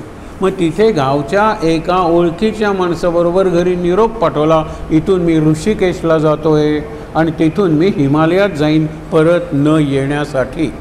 हे पटण्यासारखं आहे. त्यांनी सांगितलं मी गंगेच्या काठी जातो, मला नको आता हा संसार, नको ह्या संसारातल्या कटकटी. आणि कारण ते सुंदर नाम घ्यायचे, पण बायको काय, ती काय करेल, मुलं, अनेक मुलं, आणि उत्पन्न काही नाही. ती श्रीमंताची सावकाराची मुलगी होती आणि इकडे आल्यानंतर काहीच नाही, अशी विपन्न अवस्था आली, खायला प्यायला नीट नाही. ती रागवायची, ती तुकारामाला ठोंब्या म्हणायची आणि याला विटेवरचा ठोंब्या म्हणायचे. एक ठोंब्या गेला दुसरा ठोंब्याकडे. हे प्रेम होतं तिचं. कथा सांगत बसत नाही वेळ घालवत, पण एक लक्षात ठेवा, तुकाराम गेले आणि आम्ही जातो आपुल्या गावा, हे त्यांनी लिहिलेला अभंग कुणाकडे तरी दिला असतील, आमुचा राम राम घ्यावा, म्हणजे आता नका शोध घेऊ आमचा, राम राम. त्याच्यानंतर तुकारामाचा शोध लोकांनी थांबवला असेल, तुकारामाचा देह मिळाला नाही. मग देहू हे त्यांचं जन्मगाव, जिथे तो सगळ्यात महत्त्वाचा प्रसंग घडला की काही विद्वानांनी समाजातल्या, अरे तू शूद्र आहेस, तुला वेदांचा अधिकार नाही. आणि हे तर काय म्हणत होते, वेदांचा तो अर्थ आम्हासीच ठावा. आम्हा संतांना वेदांचा अर्थ माहीत आहे. येरांनी व्हावा भार माथा, बाकीच्यांनी माथा म्हणजे डोक्यात भार, पाठ आहेत वेद. मग 2 वेद पाठ आहेत, त्यांना द्विवेदी आहे. 3 वेद आहेत ते त्रिवेदी झाले आणि अगदी चतुर्वेदी सुद्धा झाले, पण हे फक्त पाठांतर आहे. वेद म्हणायचे आणि स्पृश्यता पाळायची, वेद म्हणायचे आणि तो उच्च आणि नीच हा भाव ठेवायचा. तुम्हाला वेद काय कळलेले? येरानी व्हावा भार माथा, तुम्ही वेद डोक्यावर घ्या किंवा डोक्यात ठेवा, वेदांचा तो अर्थ आम्हासीच ठावा. तेव्हा ते म्हणाले हा काहीतरी भयंकर सांगायला लागलेलं आहे. मग रामेश्वर भट्ट नावाचे एक विद्वान होते, ज्यांच्या विद्वत्तेबद्दल दक्षिण भारतात, उत्तर भारत म्हणजे काशी आणि दक्षिण भारत म्हणजे पैठण, एकनाथांचं आळंदी वगैरे अधिकार मान्य होता. त्यांनी सांगितलं की तुझ्या सगळ्या अभंगांच्या वह्या आहेत ना, त्या इंद्रायणीत बुडवूया, आणि जर त्या विठ्ठलाला हव्या असतील तर त्या वह्या तरंगतील. त्यांनी वह्या एकत्र केल्या, लिहिले होते अभंग त्याच्यात, आणि बांधला, त्याला दगड बांधला बुडवण्यासाठी. तुकाराम इंद्रायणीच्या काठी बसले आणि म्हणाले, माते सरिते इंद्रायणी, तुझ्या मनात काय माहीत नाही, पण जोपर्यंत वह्यावरती तरंगणार नाही तोपर्यंत मी अन्नाचा कण आणि पाण्याचा थेंब घेणार नाही, प्रायोपवेशन करीन, मी मरेन जर वह्यावरती आल्या नाहीत तर. 13व्या दिवशी वह्यावरती आल्या. आता ही सुद्धा आख्यायिका असेल, याचा अर्थ आपण समजून घेऊया. तुकारामांनी लिहिलेली एकच वही होती का हो? त्यावेळेला कुठे होतं प्रिंटिंग? अरे तुक्याचे अभंग तुझ्याकडे आहेत का? हे मी लिहून घेतो हां. अरे मग माझी त्याच्या, म्हणून अनेक स्तोत्रात म्हणलेलं असतं, हे स्तोत्र 8 वेळा लिहा आणि 8 निरनिराळ्या लोकांना वाटा. पूर्वी संक्रांतीला, आता लोक प्रिंटेड स्तोत्र वाटतात, हेही काही वाईट नाही आहे, पण पूर्वी विष्णू सहस्रनाम लिहायचं हे संस्कृत जरा अवघड आहे, परंतु सोपी मराठी स्तोत्र लिहायचे आणि त्याच्या कॉपीज काढायच्या. प्रिंटिंग कुठे होतं? पण हा माझ्या गुरुचा ग्रंथ आहे, पोचला पाहिजे, हा संतांचा ग्रंथ आहे, पोचला पाहिजे, म्हणून लिहित गेले. अनेक वह्या होत्या की हो, कुठे त्या वह्या बुडणार होत्या? पण लोक सांगतात. आणि एक फार सुंदर अभंग आहे त्यातली एकच ओळ तो लाह्या, तुम्हाला माहीत आहेत लाह्या तरंगतात, लाह्या हलक्या असतात. लाह्या म्हणजे पॉपकॉर्न म्हणल्यानंतर लोकांना कळतं, पॉपकॉर्न म्हणजे लाह्या तरंगतात. वह्या झाल्या लाह्या, तरंगायला लागल्या. सगळ्यांनी तुकारामाचा जय जयकार केला. आणि रामेश्वर भट्ट एवढे विद्वान, तुकारामाला सगळ्यांच्या साक्षीनं साष्टांग नमस्कार घालून शरण गेले. हा ज्ञानाला नमस्कार आहे, हा अनुभवाला नमस्कार आहे, हा प्रचितीला नमस्कार आहे, आत्मप्रचितीला. आणि पुढे ते त्यांचे शिष्य बनले. आणि आज आपण जी तुकारामाची आरती म्हणतो, ती आरती या रामेश्वर भट्टांनी रचलेली आहे. हा आपला पूर्वीचा भारत आहे की मी तुला विरोध करतो, चल आपण जाहीरपणे काहीतरी वाद घालूया. मला तुझं मत पटलं तर मी माझं मत सोडेन आणि तुला शरण येईन आणि आयुष्यभर तुझ्या मताचा प्रसार करेन. असं होतं. आता आपण सूड घेतो, तुझ्या बायकोला पळवून नेतो, हायजॅक काय करतो, किडनॅप काय करतो, हे सध्याचं जग आहे. त्यावेळेला तसं नाही, रामेश्वर भट्ट शरण गेले. आणि तुकारामाची जी आरती आहे ना, त्यातली शेवटची ओळ हा क्लायमॅक्स आहे. तुकारामाचं व्हॅल्यू काय आहे तुकारामाची, हे एक विद्वान सांगतो. तुकिता तुकयासी ब्रह्म तुकासी आले. काल आपण सुवर्ण तुला बघितली होती. कृष्णाचा वजन करायचं होतं, सगळं सोनं वगैरे आणलं तरी कृष्णाचं पारडं जडच. मग शेवटी रुक्मिणी जी तुळशीची पूजा करत होती, तिने एक पिकलेलं पान दिलं, ते सोन्याचं प्रतीक आहे. आणि ते टाकल्याबरोबर हे पारडं खाली गेलं आणि हा वरती आला. आणि म्हणून संतांनी सांगितलं, रुक्मिणीने एका तुलसी दलाने गिरीधरासी तुळी येईल. आणि कृष्णाला शब्द गिरीधर वापरला आहे, ज्याने गोवर्धन उचलला, काय शक्ती असेल. पण एक तुलसी दल पुरलं. एका तुलसी दलाने रुक्मिणीने, ते रुक्मिणीचं तुलसी दल होतं, गिरीधरासी तुळी येईल. इथे तुकता तुकयासी, तुला चालू आहे. मोठं तराजू आणलेलं आहे आणि एका तरात तुकाराम आणि दुसऱ्या तरात वेद घालूया, पुराण घालूया, शास्त्र घालूया, सगळे घातलं. तुकारामाचं पारडं जड ते जडच. मग शेवटी कोणीतरी म्हणलं, ब्रह्म संकल्प करून ब्रह्म इथे घालूया. ब्रह्म दिसत नाही आहे, पण संकल्प करूया की हे ब्रह्मा, हे परब्रह्मा, तू या पारड्यात बस. तुकिता म्हणजे वजन करताना, तुकयासी म्हणजे तुकारामाला ब्रह्म तुकासी आले. ब्रह्माचं वजन, ब्रह्म या पारड्यात घातल्याबरोबर तुकारामचं पारडं वर आलं आणि ब्रह्म आणि तुकाराम समतोल झाले. इक्विव्हॅलंट म्हणा, समतोल झाले. केवढा अधिकार आहे, याच्यापेक्षा आणखीन काय निर्णय सांगायचं आहे तुकारामाबद्दल. 2 अभंग वाचूया, सोपे आहेत. एक, आम्ही जातो आपुल्या गावा आमुचा, राम राम घ्यावा, एवढं आपल्याला माहीत असतं. पुढच्या ओळीत काय सांगितलेलं आहे, तुमची आमुची हेची भेटी येथून या जन्मतुटी. ही शेवटची भेट आहे आपली, येथून या जन्मतुटी. म्हणजे जन्मभर ताटातूट वियोग. इथे मी मरतोय असा अर्थ नाही आहे. जन्म म्हणजे आता असो द्यावी दया तुमच्या लागत असे पाया. हा तुकारामाचा विनम्र भाव आहे, शरणागती आहे. आता मी जातो, पण जाता जाता तुमच्या पायाला स्पर्श करून नमस्कार करतो. येता निजधामी कोणी विठ्ठल विठ्ठल बोलावाणी.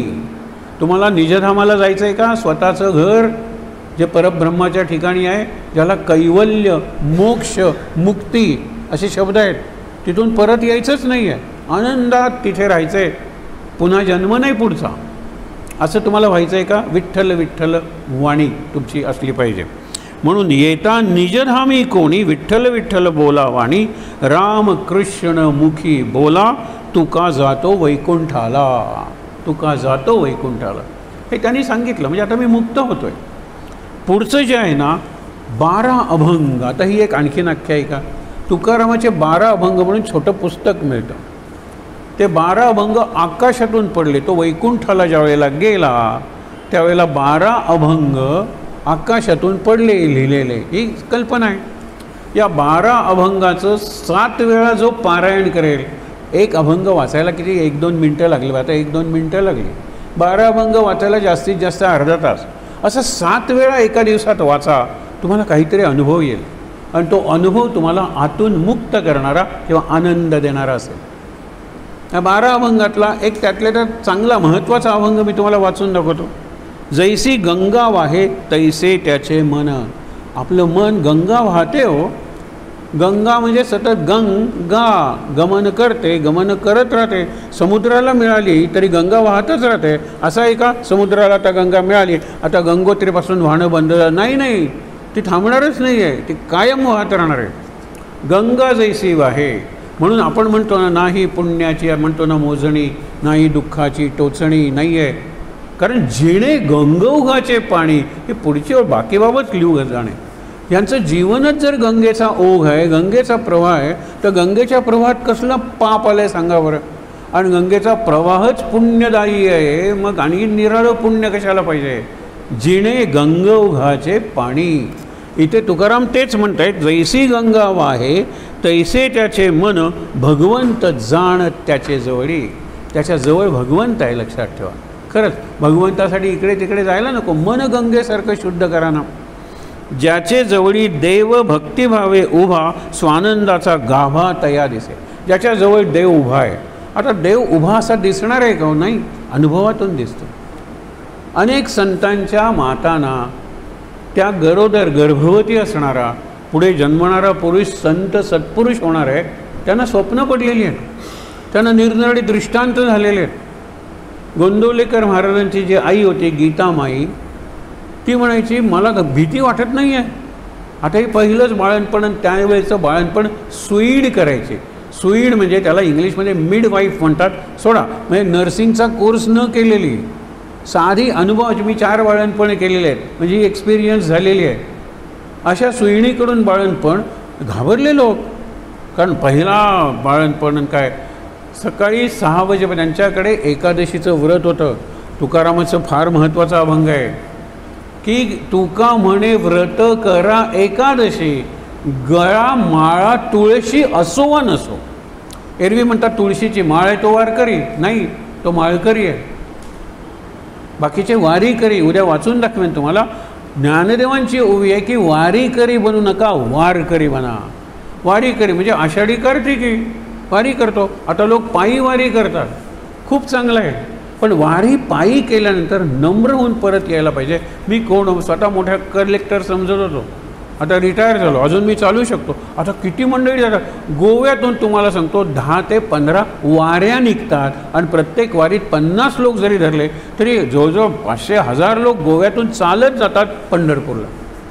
आल्यानंतर काय, मी वारी केली, पाऊस पडला तरी घाबरलो नाही, मी आजारी, अहंकार. अरे वारीहून आल्यानंतर तुम्ही पायी वारी, त्यात काय हो, पांडुरंगाने नेलं, ही भाषा पाहिजे. पांडुरंग प्रत्येक वाक्याच्या सुरुवातीला आला पाहिजे. पांडुरंगाची इच्छा असेल तर यावर्षी मुलगा पास होईल, नापास झाला हरकत नाही, पांडुरंगाची इच्छा. एक चांगलं उदाहरण तुम्हाला येतं. स्वामी शिवानंद आणि ऋषिकेशला त्यांचा आश्रम आहे गंगेच्या काठी. तिथे एक युवक तो तिथे आला होता आर्मीत सिलेक्शन होण्यासाठी. उंची कमी पडली आणि म्हणून तो सिलेक्ट झाला नाही. आता परत आपल्या गावाला तामिळनाडूमध्ये जाण्यापुरते पैसे नव्हते. लोकांच्याकडून पैसे घेऊन तो आला होता. आणि ऋषिकेश डेहराडून, तिथे डेहराडूनला मोठी डिफेन्स अकॅडमी आहे, तिथे इंटरव्ह्यू होते. हा नापास झाला. म्हणला जाऊ दे, वरून उडी टाकावी, म्हणून तो उडी टाकणार इतक्यात मागून शब्द आले स्वामी शिवानंदांचे, a young man what are you doing. हे तरुणा तू काय करतोय. त्यांनी मागे बघितलं, स्वामी इंग्रजीतून, आणि इंग्रजीतूनच आपले बोलणारे स्वामी येतो, चिन्मयानंद वगैरे काय सगळं जग जिंकलं त्यांनी इंग्रजीच्या माध्यमातून. आणि आपल्या एवढी चांगली इंग्रजी आता इंग्लंडमध्ये सुद्धा बोलत नाही, त्यांची इंग्रजी पॉल्यूट झालेली आहे, आपली नाही झालेली. आपण इंग्रजीतून बोलायला तर एकही दुसरा शब्द वापरत नाही, पूर्ण इंग्लिशमध्ये बोलतो. विचार करा तुम्ही. परत बोलवलं त्याला, जरा इकडे ये, तू जीव देत होतास ना. हो म्हणाला, माझ्या जीवनात काहीच अर्थ नाही, मी घरून आलो ते सांगून की मी आर्मीत प्रवेश मिळवेन, देशाची सेवा करेन आणि पोटाची काहीतरी सोय करेन, पण देशाची सेवा नाही, पोटाची सोय नाही. त्यावेळेला ते म्हणाले, असं का नाही रे तू समजत की तो जो शक्ती आहे त्या शक्तीने तुला इथे संधी दिली नाही, कारण त्या शक्तीला कदाचित परहॅप्स तुझ्याकडून मोठं काम करून घ्यायचं असेल. आणि ती व्यक्ती म्हणजे अब्दुल कलाम. अब्दुल कलाम जर सैन्यात गेले असते ना तर जास्तीत जास्त मेजर, ब्रिगेडियर वगैरे झाले असते. परंतु आज भारताला अंतरिक्षात जे पोचवलं त्याच्यात महत्त्वाची कॉन्ट्रीब्युशन विशेषतः मिसाईल टेक्नॉलॉजी आपण म्हणतो अब्दुल कलामांमुळे, त्यांना म्हणून नापास केलं तिथे. जीवन हे कधी आपलं अकल्याण करत नाही. आपल्याला जीवनातले प्रसंग वाचता येत नाही. तुकारामाला वगैरे ते वाचता आले. आपण नंतर उद्या आणखीन काही उदाहरणं बघूया. पण इथे काय सांगितलेलं आहे, त्याचे जवळी देव भक्तिभावे उभा. त्या सांगतात की आमच्याकडे 7 पिढ्या आणि त्या 7 पिढ्यांची नावं वगैरे दिलेली आहेत. एकादशीचं व्रत आहे. एकादशीचं व्रत दशमीला रात्री सुरू होतं. एकभुक करायचं. सकाळी जेवलं आहे ना, आता जेवायचं नाही. नाही त्याशिवाय होणार का, रात्रभर जागायचं आहे, भजन करायचं आहे. एकादशीला परत उपवास उपासना करायची. मग कोणी दूध घ्यायचं, कोणी केळं घ्यायचं. आणि हे मोठी मंडळी जमायची त्यांच्या घरी. श्रीमंत होते त्यांचे, रुद्रोपंत, लिंगोपंत हे जे होते त्यांचे. आता ही बाळंतीण कोणत्याही क्षणी होईल. एकादशीला तिने दशमीला रात्री सेवा केली. एकादशीच्या दिवशी कुणाला काही फराळ मिळाला आहे का, तुम्ही नंतर आलाय, तुम्हाला निदान मी फळं देऊ शकते, खजूर देऊ शकते, दूध देऊ शकते, हे लक्षात ठेवा. हे सगळं केलं. आणि पहाटे म्हणाली द्वादशीच्या दिवशी की आता मला वाटतं माझ्या प्रसूतीची वेळ, टाईम ऑफ डिलिव्हरी जवळ आलेली आहे. मी या खोलीत जाते, तुम्ही त्या सुईणीला बोलवा आणि घाबरू नका, बिलकुल घाबरू नका. तिने इतरांना धीर दिला आणि नंतर मला वाटतं अर्ध्या तासात वगैरे काहीतरी त्या बाळंतीण झाले असते. हे धैर्य आलं कुठून? हनुमान माझ्याबरोबर आहे हे ते सांगतात की तया दिसे रूप. मग त्याचे जवळी देव भक्तिभावे उभा. स्वानंदाचा गाभा त्याला दिसे. तो कायम आनंदात असतो. शरीराला निरनिराळे रोग होतील, निसर्गाचा प्रकृतीचा त्याच्यावर प्रभाव पडेल, पण मनात तो दुःखी कधी होणार नाही, खचून कधी जाणार नाही. हल्लीच्या भाषेत डिप्रेशन त्याला कधी येणार नाही, कारण त्याचं एक्सप्रेशन कायम चांगलं असेल. एक्सप्रेशन म्हणजे अभिव्यक्ती. गायक एक्सप्रेस करतो स्वतःला सुरातून, संगीतातून. चित्रकार एक्सप्रेस करतो स्वतःला रंगातून, रेषातून. वक्ता शब्दातून. एखादा लेखक लिखित शब्दातून व्यक्त करत असतात. ज्याची व्यक्ती जितकी चांगली, व्यक्ती म्हणजे एक्सप्रेशन, तितका तो माणूस डिप्रेशनमध्ये जाणार नाही. माझी अभिव्यक्तीच चुकीची आहे तुम्हाला सांगतो. मला नाही व्यक्त होत आहेत, कारण एक्सप्रेशन करताना मध्ये इतर अनेक गोष्टी येतात आणि त्यामुळे माझं एक्सप्रेशन म्हणजे मी व्यक्त चांगल्या पद्धतीने होत नाही. म्हणून स्वानंदाचा गाभा तो अशा लोकांना मिळतो. आतूनच आनंद आहे, बाहेरून आनंद नाही आहे. जाणती जे कुण स्वात्म अनुभवी शब्द आहे तुकारामाचा. स्वात्म अनुभवी, आत्मानुभव तुकारामाला आलेला आहे. जाणती ते सांगतात हे 12 अभंग तुकारामाच्या वैकुंठ गमनानंतर आलेले आहेत. वरून पडले. आता कोणीतरी लिहिले असतील, तुकारामांनी सांगितलं असेल, लोकांना माहीत नसेल आणि त्यांना महत्त्व यावं म्हणून त्यांनी सांगितलं. आकाशातून पडले हे 12 अभंग, मी लिहून काढलेले आहेत, तुम्ही घ्या, असं सगळं झालं. त्यातला अभंग आहे जाणती जे गुण स्वात्म तुका म्हणे पदवी ज्याची त्याला. म्हणजे दुसरा कोणीतरी मंत्र म्हणून मी बरा होणार नाही. हे सध्या आपण करतो ना, तुम्ही पूजा करावं नाही, तुम्ही मंत्र म्हणावं. पैसे देऊन लोक मंत्र म्हणून घेतात, महामृत्युंजय मंत्र वगैरे पैसे देऊन ओम नमः शिवाय म्हणून घेतात श्रावणी सोमवारी. आणि मग पैसे देऊन केले त्याच्यात काय आहे? त्याला काही भाव नाही आहे म्हणताना. आणि मला भाव म्हणजे काय, 1000 रुपये त्यांनी केलं 3 तास ओम नमः, हा माझा भाव झाला. म्हणजे दोघांचाही बाजारभावच आहे, भक्तिभाव कोणाकडे नाही आहे. आणि जोपर्यंत भक्तिभाव निर्माण होत नाही तोपर्यंत चमत्कार घडणारच नाही. ह्या मंत्रामुळे हे झालं, त्या मंत्रामुळे ते झालं, नाही होणार. आणि म्हणून जाणती जे गुण स्वात्म अनुभवी तुका म्हणे पदवी ज्याची त्याला. आता हे तुकारामाचं चरित्र तुम्हाला सांगितलं. तुकारामाचं चरित्र अत्यंत अद्भुत आहे. खूप त्यांच्यातले प्रसंग सांगता येण्यासारखे आहेत. पण परत बघूया, कारण तुकाराम आज त्यांचा शेवटचा दिवस आहे आणि आपला जो शेवटचा दिवस आहे तो नाथांच्या जीवनातला शेवटचा दिवस आहे. म्हणजे तुकारामांची महासमाधी आणि एकनाथांची महासमाधी याच्यामध्ये ते दिवस आपण दरवर्षी भेटतो आणि संतांचं घेतो.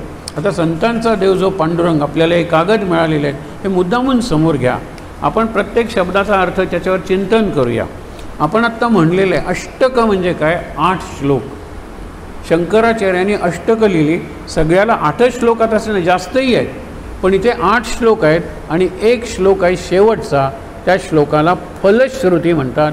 हे म्हणल्याने काय मिळणार आहे मला ते शेवटच्या श्लोकात सांगितलेलं आहे. पंढरपूरचं वर्णन करतात.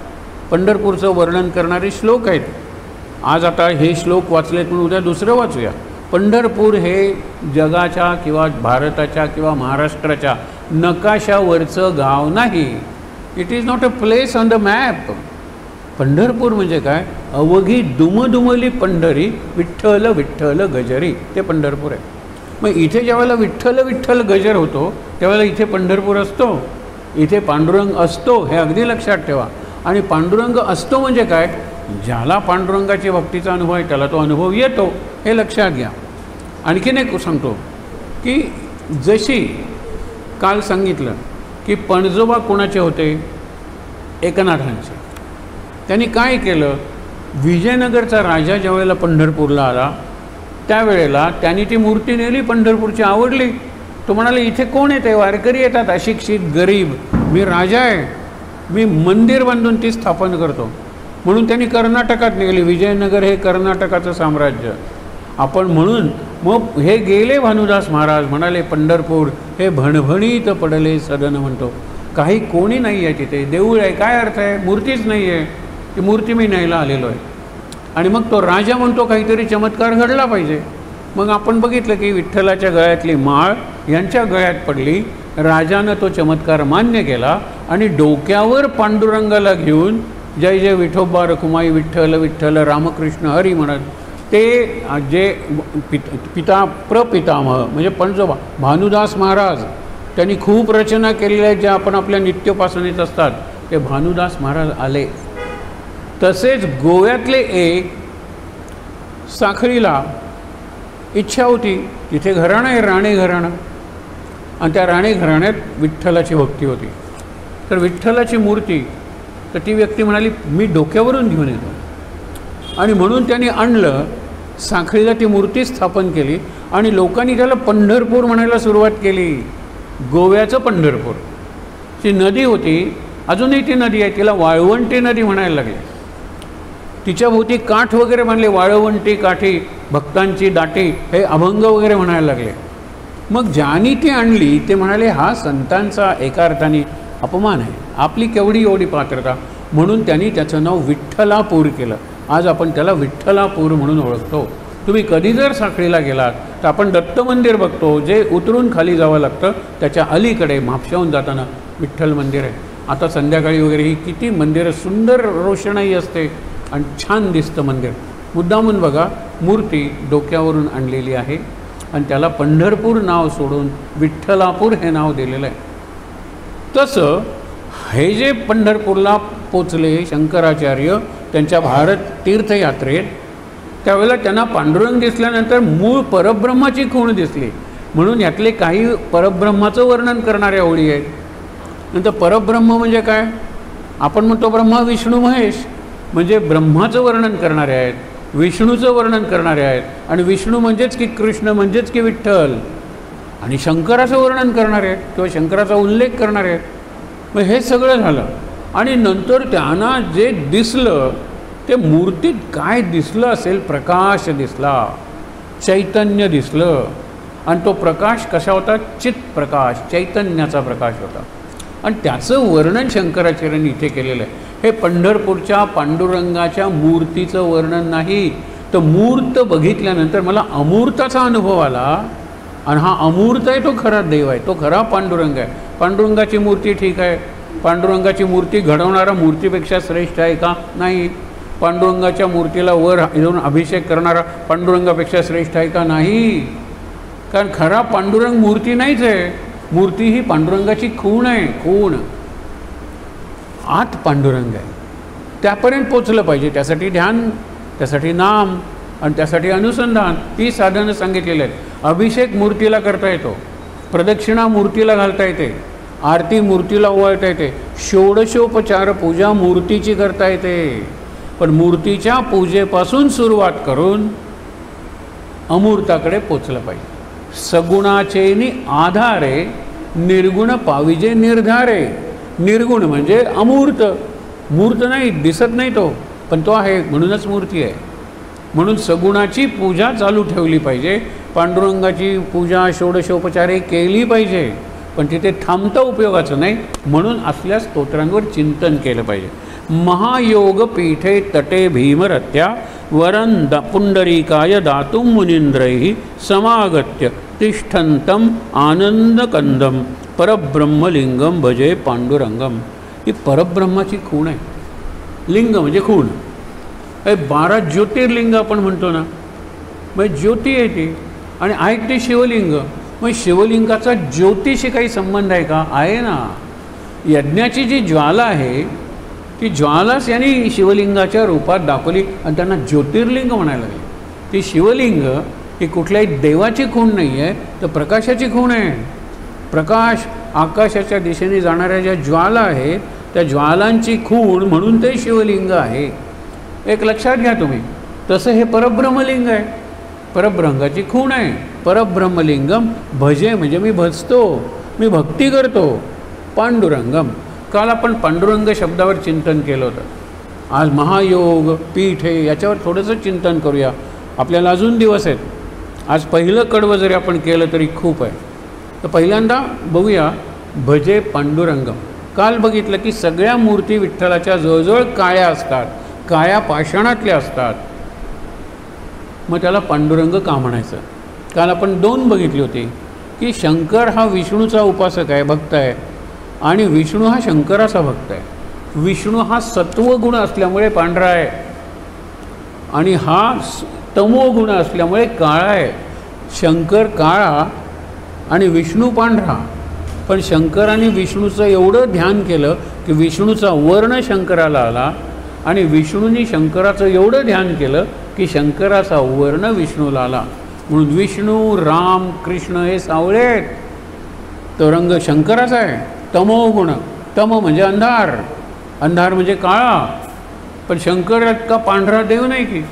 आपण कर्पूर गौरम करुणावतारम, कर्पूर गौर कापरासारखा आहे, तो हिमासारखा आहे, चंद्रासारखा आहे, आणि सगळी त्याची प्रतीक आहेत ना.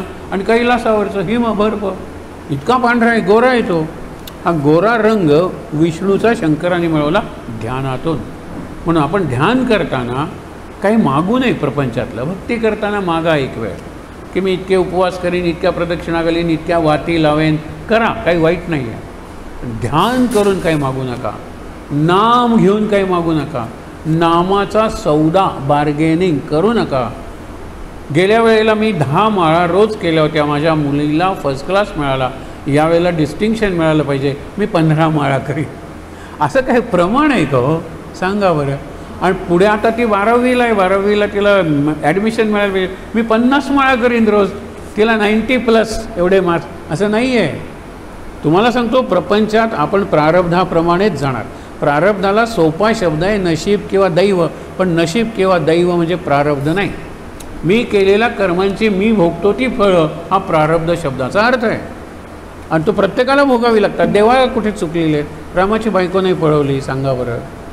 वानराच्या मदतीनं मिळवली, आणि आल्यानंतर अग्निदिव्य करून घ्यावं लागलं, नंतर त्याग करावा लागला, आणि वाल्मिकीने आणून दिल्यानंतर सीता म्हणाली हे 2 मुलं आहेत तुझी, जुळी मुलं आहेत, कुश आणि लव, त्यांना घे, आणि ती भूमीत गेली. म्हणजे रामाला वैवाहिक जीवन काय आहे सांगा बरं. खरं बघितलं तर वनवासातली जी 13 वर्ष आहे, शेवटच्या वर्षात ते रावणाने सीता पळवली, युद्ध वगैरे हे शेवटच्या वर्षात. त्या 13 वर्षच राम आणि सीता एकत्र राहिलेले आहेत. आधी अयोध्येत राहिले होते, पण त्यावेळेला राज्यकारभार होता वगैरे. 24 तास आपण एकमेकाचे होतो. म्हणून मला डोहाळे लागलेले आहेत, माझ्या आत गर्भ आहे. आणि डोहाळे काय की आपण परत वनात जाऊया, परत पर्णकुटी बांधून राहूया, परत कंदमुळं वगैरे खाऊया, हे रोज रात्री सीता एकांतात रामाला सांगायची. तेही 9 दिवसागतः. आणि राम सुस्कारे टाकत म्हणायचा गेले गते दिवस. वनवास हा सुखाचा. वनवास आपल्याला दुःखाचा नव्हता, वनवास हा सुखाचा. परत जाऊया वनात. आणि ज्यावेळेला खरं सीतेचा त्याग करायचा प्रसंग आला, त्यावेळेला सीतेचे जे डोहाळे होते ते पुरवले जातील अशा ठिकाणी लक्ष्मणा सीतेला नेऊन सोड. मग कुठे सोडलं? वाल्मिकींच्या आश्रमासमोर. म्हणजे तिला जी फळं पाहिजे होती, कंदमुळं पाहिजे होती, पक्षी पाहिजे होते, झाडं पाहिजे होती, नदी पाहिजे होते, ऋषींचे आश्रम पाहिजे होते, ऋषींची सेवा करायची होती, ते सगळं तिला मिळालं की. सकाळी एक आश्रमातली बालिका येते आणि म्हणते, तू कोण गं? तिने सीतेला पहिल्यांदाच बघितलं. तू कोण आहेस सांग बरं, वनराणी आहेस का वनदेवी आहेस? मी तुला वनदेवी म्हणते. ती म्हणाली, मी वनदेवी वगैरे काही नाही, मी इथे आलेली आहे. चल ना मग. हाताला धरून ती वाल्मिकींच्या आश्रमात नेते. पुढचं रामायण आपल्याला माहीत आहे. वाल्मिकींच्या आश्रमात तिचे पुढचे दिवस गेले. डोहाळे वगैरे आपण फुलं माळणं वगैरे म्हणतात ना, ते सगळे विधी वाल्मिकींच्या आश्रमात झाले असते. निरनिराळी रामायण आहेत. मुख्य म्हणजे काय की वाल्मिकींच्या आश्रमात ती प्रसूत झाली. पहाटेच्या वेळेला ती मुलगी धावत येते आणि ती वनदेवी होती ना, वनदेवी, तिने 2 छोट्या छोट्या बाळांना जन्म दिला. नाव काय ठेवायचं? आता ती बाळंत झालेली आहे, पण वाल्मिकी येत असतात स्नान करून. ती नदी गंगा आहे, पण गंगेची उपनदी आहे, तिला तमसा तटाकी. सोडा ते जातात आणि त्यांच्या हातात दर्भ असतात पूजेसाठी आणलेले. ते म्हणतात, जुळं झालं ना, दर्भ तोडतात आणि पहिल्यांदा जो जन्मला तो कुश, म्हणजे दर्भाचं टोक इंजेक्शनसारखं लागतं, मुद्दामून बघा, ते गवत असतं ते. आणि खालचा भाग लव, मऊ असतो. खालच्याला लव म्हणा आणि वरच्याला कुश, म्हणून लवकुश आपण म्हणतो. पण कुश लव रामायण गाते. एक काही मिनटं असेल, पण आधी जन्म कुशाचा झालेला आहे वरती, आणि ही वाल्मिकींनी ठेवलेली नाव आहे. आता वाल्मिकी हे मुक्त झाले होते, परंतु वाल्मिकींच्या प्रारब्धात संसार ठेवला होता ना, एक बाळंतपण करावं लागलं, बारसं करावं लागलं. आणि लवांकुशाचा हलवी पाळणा वनी वाल्मिकी मुनी, दैव जाणिले कुणी. त्यांना हलवावं लागला पाळणा. संस्कृतमध्ये कदाचित त्यांनी अंगाईसुद्धा म्हणली असेल. या मुलांना खेळवावं लागलं, ह्या मुलांना शिकवावं लागलं, आणि ज्ञानही द्यावं लागलं, आणि युद्धाचं शिक्षणही द्यावं लागलं. हे रामायण लवकुश कांड म्हणून, काही जण 8वं कांड म्हणून सांगतात. 7व्या कांडात म्हणजे रामाच्या ह्याच्यात येऊन जातो हा भाग, पण खास कुशलवांचं कांड म्हणजे हल्ली फार वाईट शब्द पडतो आपण, स्कॅमला कांड म्हणतो. त्यांनी तिथे लाचलुचपत केले, मोठं कांड केलं. त्यावेळेला कांड म्हणजे एक सेक्शन आहे ग्रंथाचा. तर ते कुशलवाचा तो प्रयत्न. म्हणून सांगितलं काय, महायोग हा शब्द लक्षात ठेवा. योग शब्द आपल्याला माहीत आहे. योग देव, म्हणजे आपण ज्याला योगेश्वर म्हणतो, योगीश्वर म्हणतो, हे सगळं आहे. पण महायोग म्हणजे काय, अनेक योग आलेले आहेत, प्रवाह एकत्र झालेले आहेत. विठ्ठल म्हणजे कोण आहे हो? विठ्ठल म्हणजे विष्णू आहेच, कारण तो कृष्णच आहे. गोपाल कृष्ण म्हणतो. नंतर विठ्ठल म्हणजे शंकर आहे, त्याच्या डोक्यावर शंकर आहे. ब्रह्म विष्णू महेश असलेले दत्त संप्रदाय आहे. त्या दत्त संप्रदायाचे लोक वारीला जातात. वारीला कुठला संप्रदाय येत नाही. काही वर्षांपूर्वी काही 100 लोक येत होते, आता परदेशातून काही 1000 लोक येतात. आणि भारतीय तिथे सेटल झालेले नाहीत, फॉरेनर्स येतात. आणि त्यांना जो अनुभव मिळतो, त्यांच्या मुलाखती घेतल्या जातात. ते काय म्हणाले, आनंद मिळवण्यासाठी आम्ही सगळं केलं, कारण आम्ही श्रीमंत होतो. आम्ही दारू प्यायली, आम्ही ड्रग्ज घेतले, आम्ही डिनरला गेलो, आम्ही डान्स केले, कुठेच समाधान मिळालं नाही. रात्र जागून त्या डिस्कोमध्ये पाय सुजवले, डोळे सुजवले, आनंद नाही मिळाला, उलट जास्त दुःखच मिळालं. मग भारतात आलो, निरनिराळ्या आश्रमात गेलो, बरं वाटायला लागलं. पण ज्या वेळेला आळंदीपासून पंढरपूरपर्यंत चालत यायला लागलो, त्यावेळेला आम्ही पूर्णपणे शांत झालो, तृप्त झालो, समाधानी झालो, आनंदी झालो. हे त्यांचे अनुभव आहे. मग यावेळेला मी या मित्राला घेऊन आलेलो आहे. असं करत करत करत मोठा तो जमाव असतो. त्याच्यात ते जे डॉक्टर असतात, ते छोटीशी अशी टपरीसारखी उभारतात आणि येणाऱ्या वारकऱ्यांना जर तपासतात, ताप आला असेल तर औषधं देतात. त्यातले काही जे सेवक असतात, ते सुद्धा असे काहीतरी बांधतात. वारकऱ्यांचे पाय सुजलेले असतात चालून, त्याच्यावर गरम पाणी घालतात, तेल वगैरे लावून मालिश करतात. हे सगळे परदेशातले लोक. आणि तुम्हाला सांगायला मला वाईट वाटतं, सध्या ती परिस्थिती आहे की नाही माहीत नाही. त्या भागातले जे डॉक्टर्स आहेत, ते कुठेतरी स्वित्झर्लंडला याला त्या काळात जातात, कारण त्या काळात वारकऱ्यांना आपल्याला फुकट ट्रीट करावं लागेल. वारकऱ्यांकडून काय पैसे घेणार आहोत. पण ती शक्ती बघा ना, विठ्ठल आणि रुक्मिणी नावाची, परदेशातून बोलवले ते लोक सेवा करतात. बघा तुम्ही विचार करून. म्हणून महायोग म्हणजे सगळे निरनिराळे संप्रदाय. शंकराचार्यांनी महायोग शब्द वापरला आहे. शंकराचार्यांनी एक मोठा प्रयोग केला होता. हे पहिलंच कडवं पाहून आपण थांबणार आहोत, पण लक्षात घ्या कुठला प्रयोग केला होता. पंचायतन पूजा. 5 महत्त्वाचे संप्रदाय होते भारतात. एक म्हणजे गणपतीची पूजा करणारे गाणपत्य, सूर्याची पूजा करणारे सौर, शक्तीची देवीची पूजा करणारे शाक्त, विष्णूची पूजा करणारे वैष्णव आणि शिवाची पूजा करणारे शैव. आणि हे इतके भांडत होते, रक्तपात होता, एकमेकांना मारत होते ठार रस्त्यात. आमचा शिवश्रेष्ठ ते त्रिशूळ घेऊन येत होते आणि आमचा विष्णू श्रेष्ठ ते चक्र घेऊन येतोय, जणू काही सुदर्शन चक्र, आणि मारत होते एकमेकाला. शंकराचार्यांनी त्या प्रत्येक पंथाचा जो मुख्य होता त्याचा बुद्धीनं मगाशी सांगितलं ना, पब्लिक डिबेट, जाहीर वादविवाद आणि अट एकच, मी तुझा पराभव केला तर तू मला शरण यायचं. म्हणजे काय की तुझा पंथ श्रेष्ठ आहे असं सांगायचं नाही. तुझा पंथ तुला श्रेष्ठ आहे, पण इतरांचे पंथसुद्धा श्रेष्ठच आहेत. एक श्रेष्ठ आणि दुसरा कनिष्ठ, एक उच्च आणि दुसरा नीच असं करू नका. माझी आई ही माझी आई आहे, जिने मला जन्म दिलेला आहे, तिला मी साष्टांग नमस्कार घालीन. पण दुसऱ्याची आईसुद्धा आईच आहे ना, तिच्या पायाला स्पर्श करून नमस्कार करायला काय अर्थ आहे. म्हणून महायोगपीठे तटे भीमरथ्या. भीमारथी, भीमा नदी आहे, तिला चंद्रभागा म्हणतात कारण त्या भागातून वाहताना चंद्रासारखा आकार झालेला आहे. हल्ली एरियल व्ह्यू वगैरे मुद्दामून बघा, ती भीमा नदी वाहत येते आणि पंढरपूरचं विशेषतः पांडुरंगाचं मंदिर आहे तो परिसर ती अशी वाहत जाते, चंद्रासारखी दिसते, म्हणून तिला चंद्रभागा म्हणतात.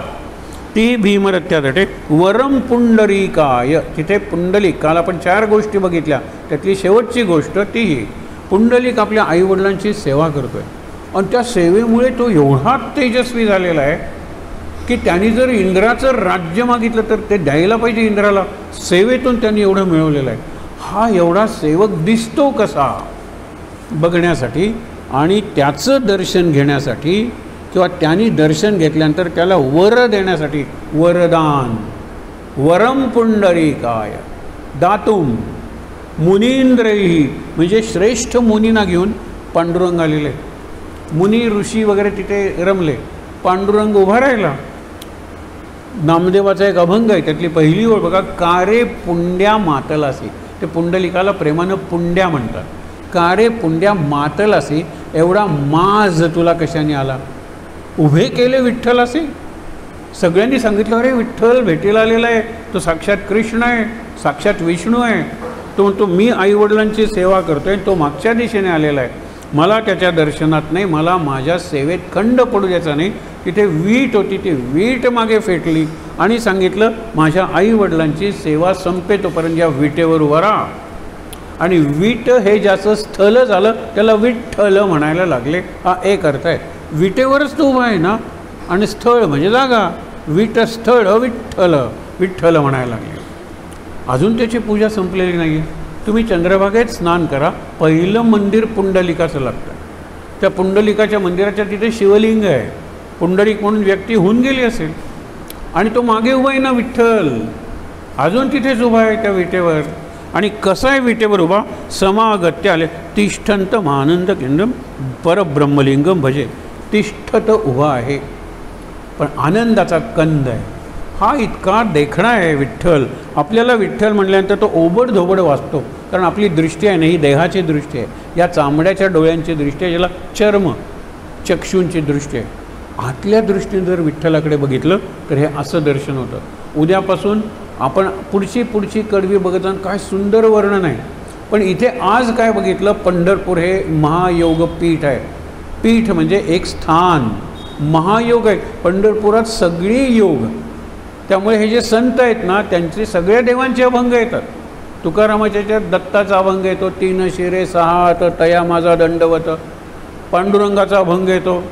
किती सगळ्या देवांना एकत्र केलं, सगळ्या पंथांना पूजा पद्धतीनं एकत्र केलं, त्याला महायोगपीठ म्हटलेलं आहे. आणि तटे म्हणजे काठावर, आणि भीमरथ्या म्हणजे भीमारथी. वरती भागीरथी आहे, इकडे भीमारथी आहे. भागीरथी स्वर्गात असेल पण भीमारथी पृथ्वीवर आहे. भागीरथी सगळ्यांचं जर कल्याण करत असेल, पुण्य करून पावन भीमारथी जे कोणी तिच्याकडे जातात, भीमेत स्नान करतात, पुंडलिकाचं दर्शन आधी आणि नंतर पांडुरंगाचं दर्शन, हा जो क्रम आहे इथून पुढे उद्या सुरू करणार आहोत. पण एक लक्षात ठेवायचं, तिथे मी कुठे उभा असतो. नारदाने प्रश्न विचारलेला आहे, चित्र डोळ्यासमोर उभं करूया. मी बऱ्याच वेळेला वैकुंठात येतो, लक्ष्मीला विचारतो विष्णू भगवान गेले कुठे. त्यावेळेला ती म्हणाली, एका भक्तानं आक्रोश केला, धाव रे विठ्ठला, आणि ते गेले. आज गरुडसुद्धा घेतलेला नाही, तसेच गेलेले आहेत. गरुडसुद्धा इथे आहे, कुठे गेलेत माहीत नाही, पण भक्ताच्या रक्षणासाठी गेलेत ते. नारद विचारतात, मी कधी कधी तुला भेटायला येतो, तू वैकुंठात नसतोस. मी सूर्याकडे बघतो, पण सूर्य अस्ताला गेल्यानंतर तू सूर्यात नसतोस. मी योग्यांचं दर्शन, पण योग्यांची समाधी भंगली की त्यांच्या मनातून तू जातोस. तुला निश्चित भेटायचं असेल तर कुठे यायचं, हा शेवटचा विचार आहे की मद्भक्ता यत्र गायंती तत्र तिष्ठामी नारद. हा तिष्ठामी, त्याच्यात तिष्ठत उभा राहिला, त्याच्यातला जो ठ आहे ना, तोच विठ्ठलमधला ठ आहे. मी कमरेवर हात देऊन युगानुयुग उभा असतो, जिथे माझे भक्त गातात. पंढरपूरला नामाला खळ नाही आहे, निखळ अखंड नाम चालू आहे. तुम्ही खरंच एक रात्र पंढरपूरच्या धर्मशाळेत राहून बघा. काही लोक जात असतात, विठ्ठल विठ्ठल, दुसरे विठ्ठल रखुमाई, कोण पांडुरंग पांडुरंग, कोण रामकृष्ण हरी, अखंड चालू आहे. हे पंढरपूर आहे, हे पंढरपूरचं वैभव आहे, आणि हेच खरं विठ्ठलाचं स्थान आहे. त्या ठिकाणी ताट बसून डोळे मिटूया, शांत. त्या विठ्ठलाला आणि त्या पंढरपूरला आपण भेट देणार आहोत उरलेल्या 4 दिवसात. शांत. श्लोक म्हणूया. सदा सर्वदा योग तुझा घडावा, तुझे कारणी देह माझा पडावा. उपेक्षू नको गुणवंता अनंता, रघुनायका मागणे हेची आता. जय जय रघुवीर समर्थ. ओम सहनाववतु सहनौ भुनक्तु सह वीर्यं करवावहै. तेजस्विनावधीतमस्तु मा विद्विषावहै. ओम शांति शांति शांति. डोळे बंद ठेवून 3दा दीर्घ श्वासोच्छ्वास.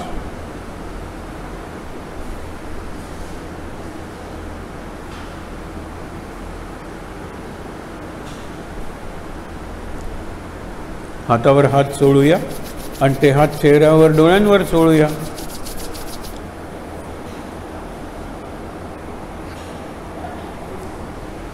सावकाश डोळे उघडून हनुमान विठ्ठल रखुमाई यांचं दर्शन घेऊया आणि इथे जमलेल्या सर्वांना नमस्कार करूया.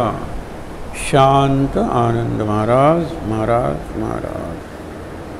सर्वांना नमस्कार महाराज.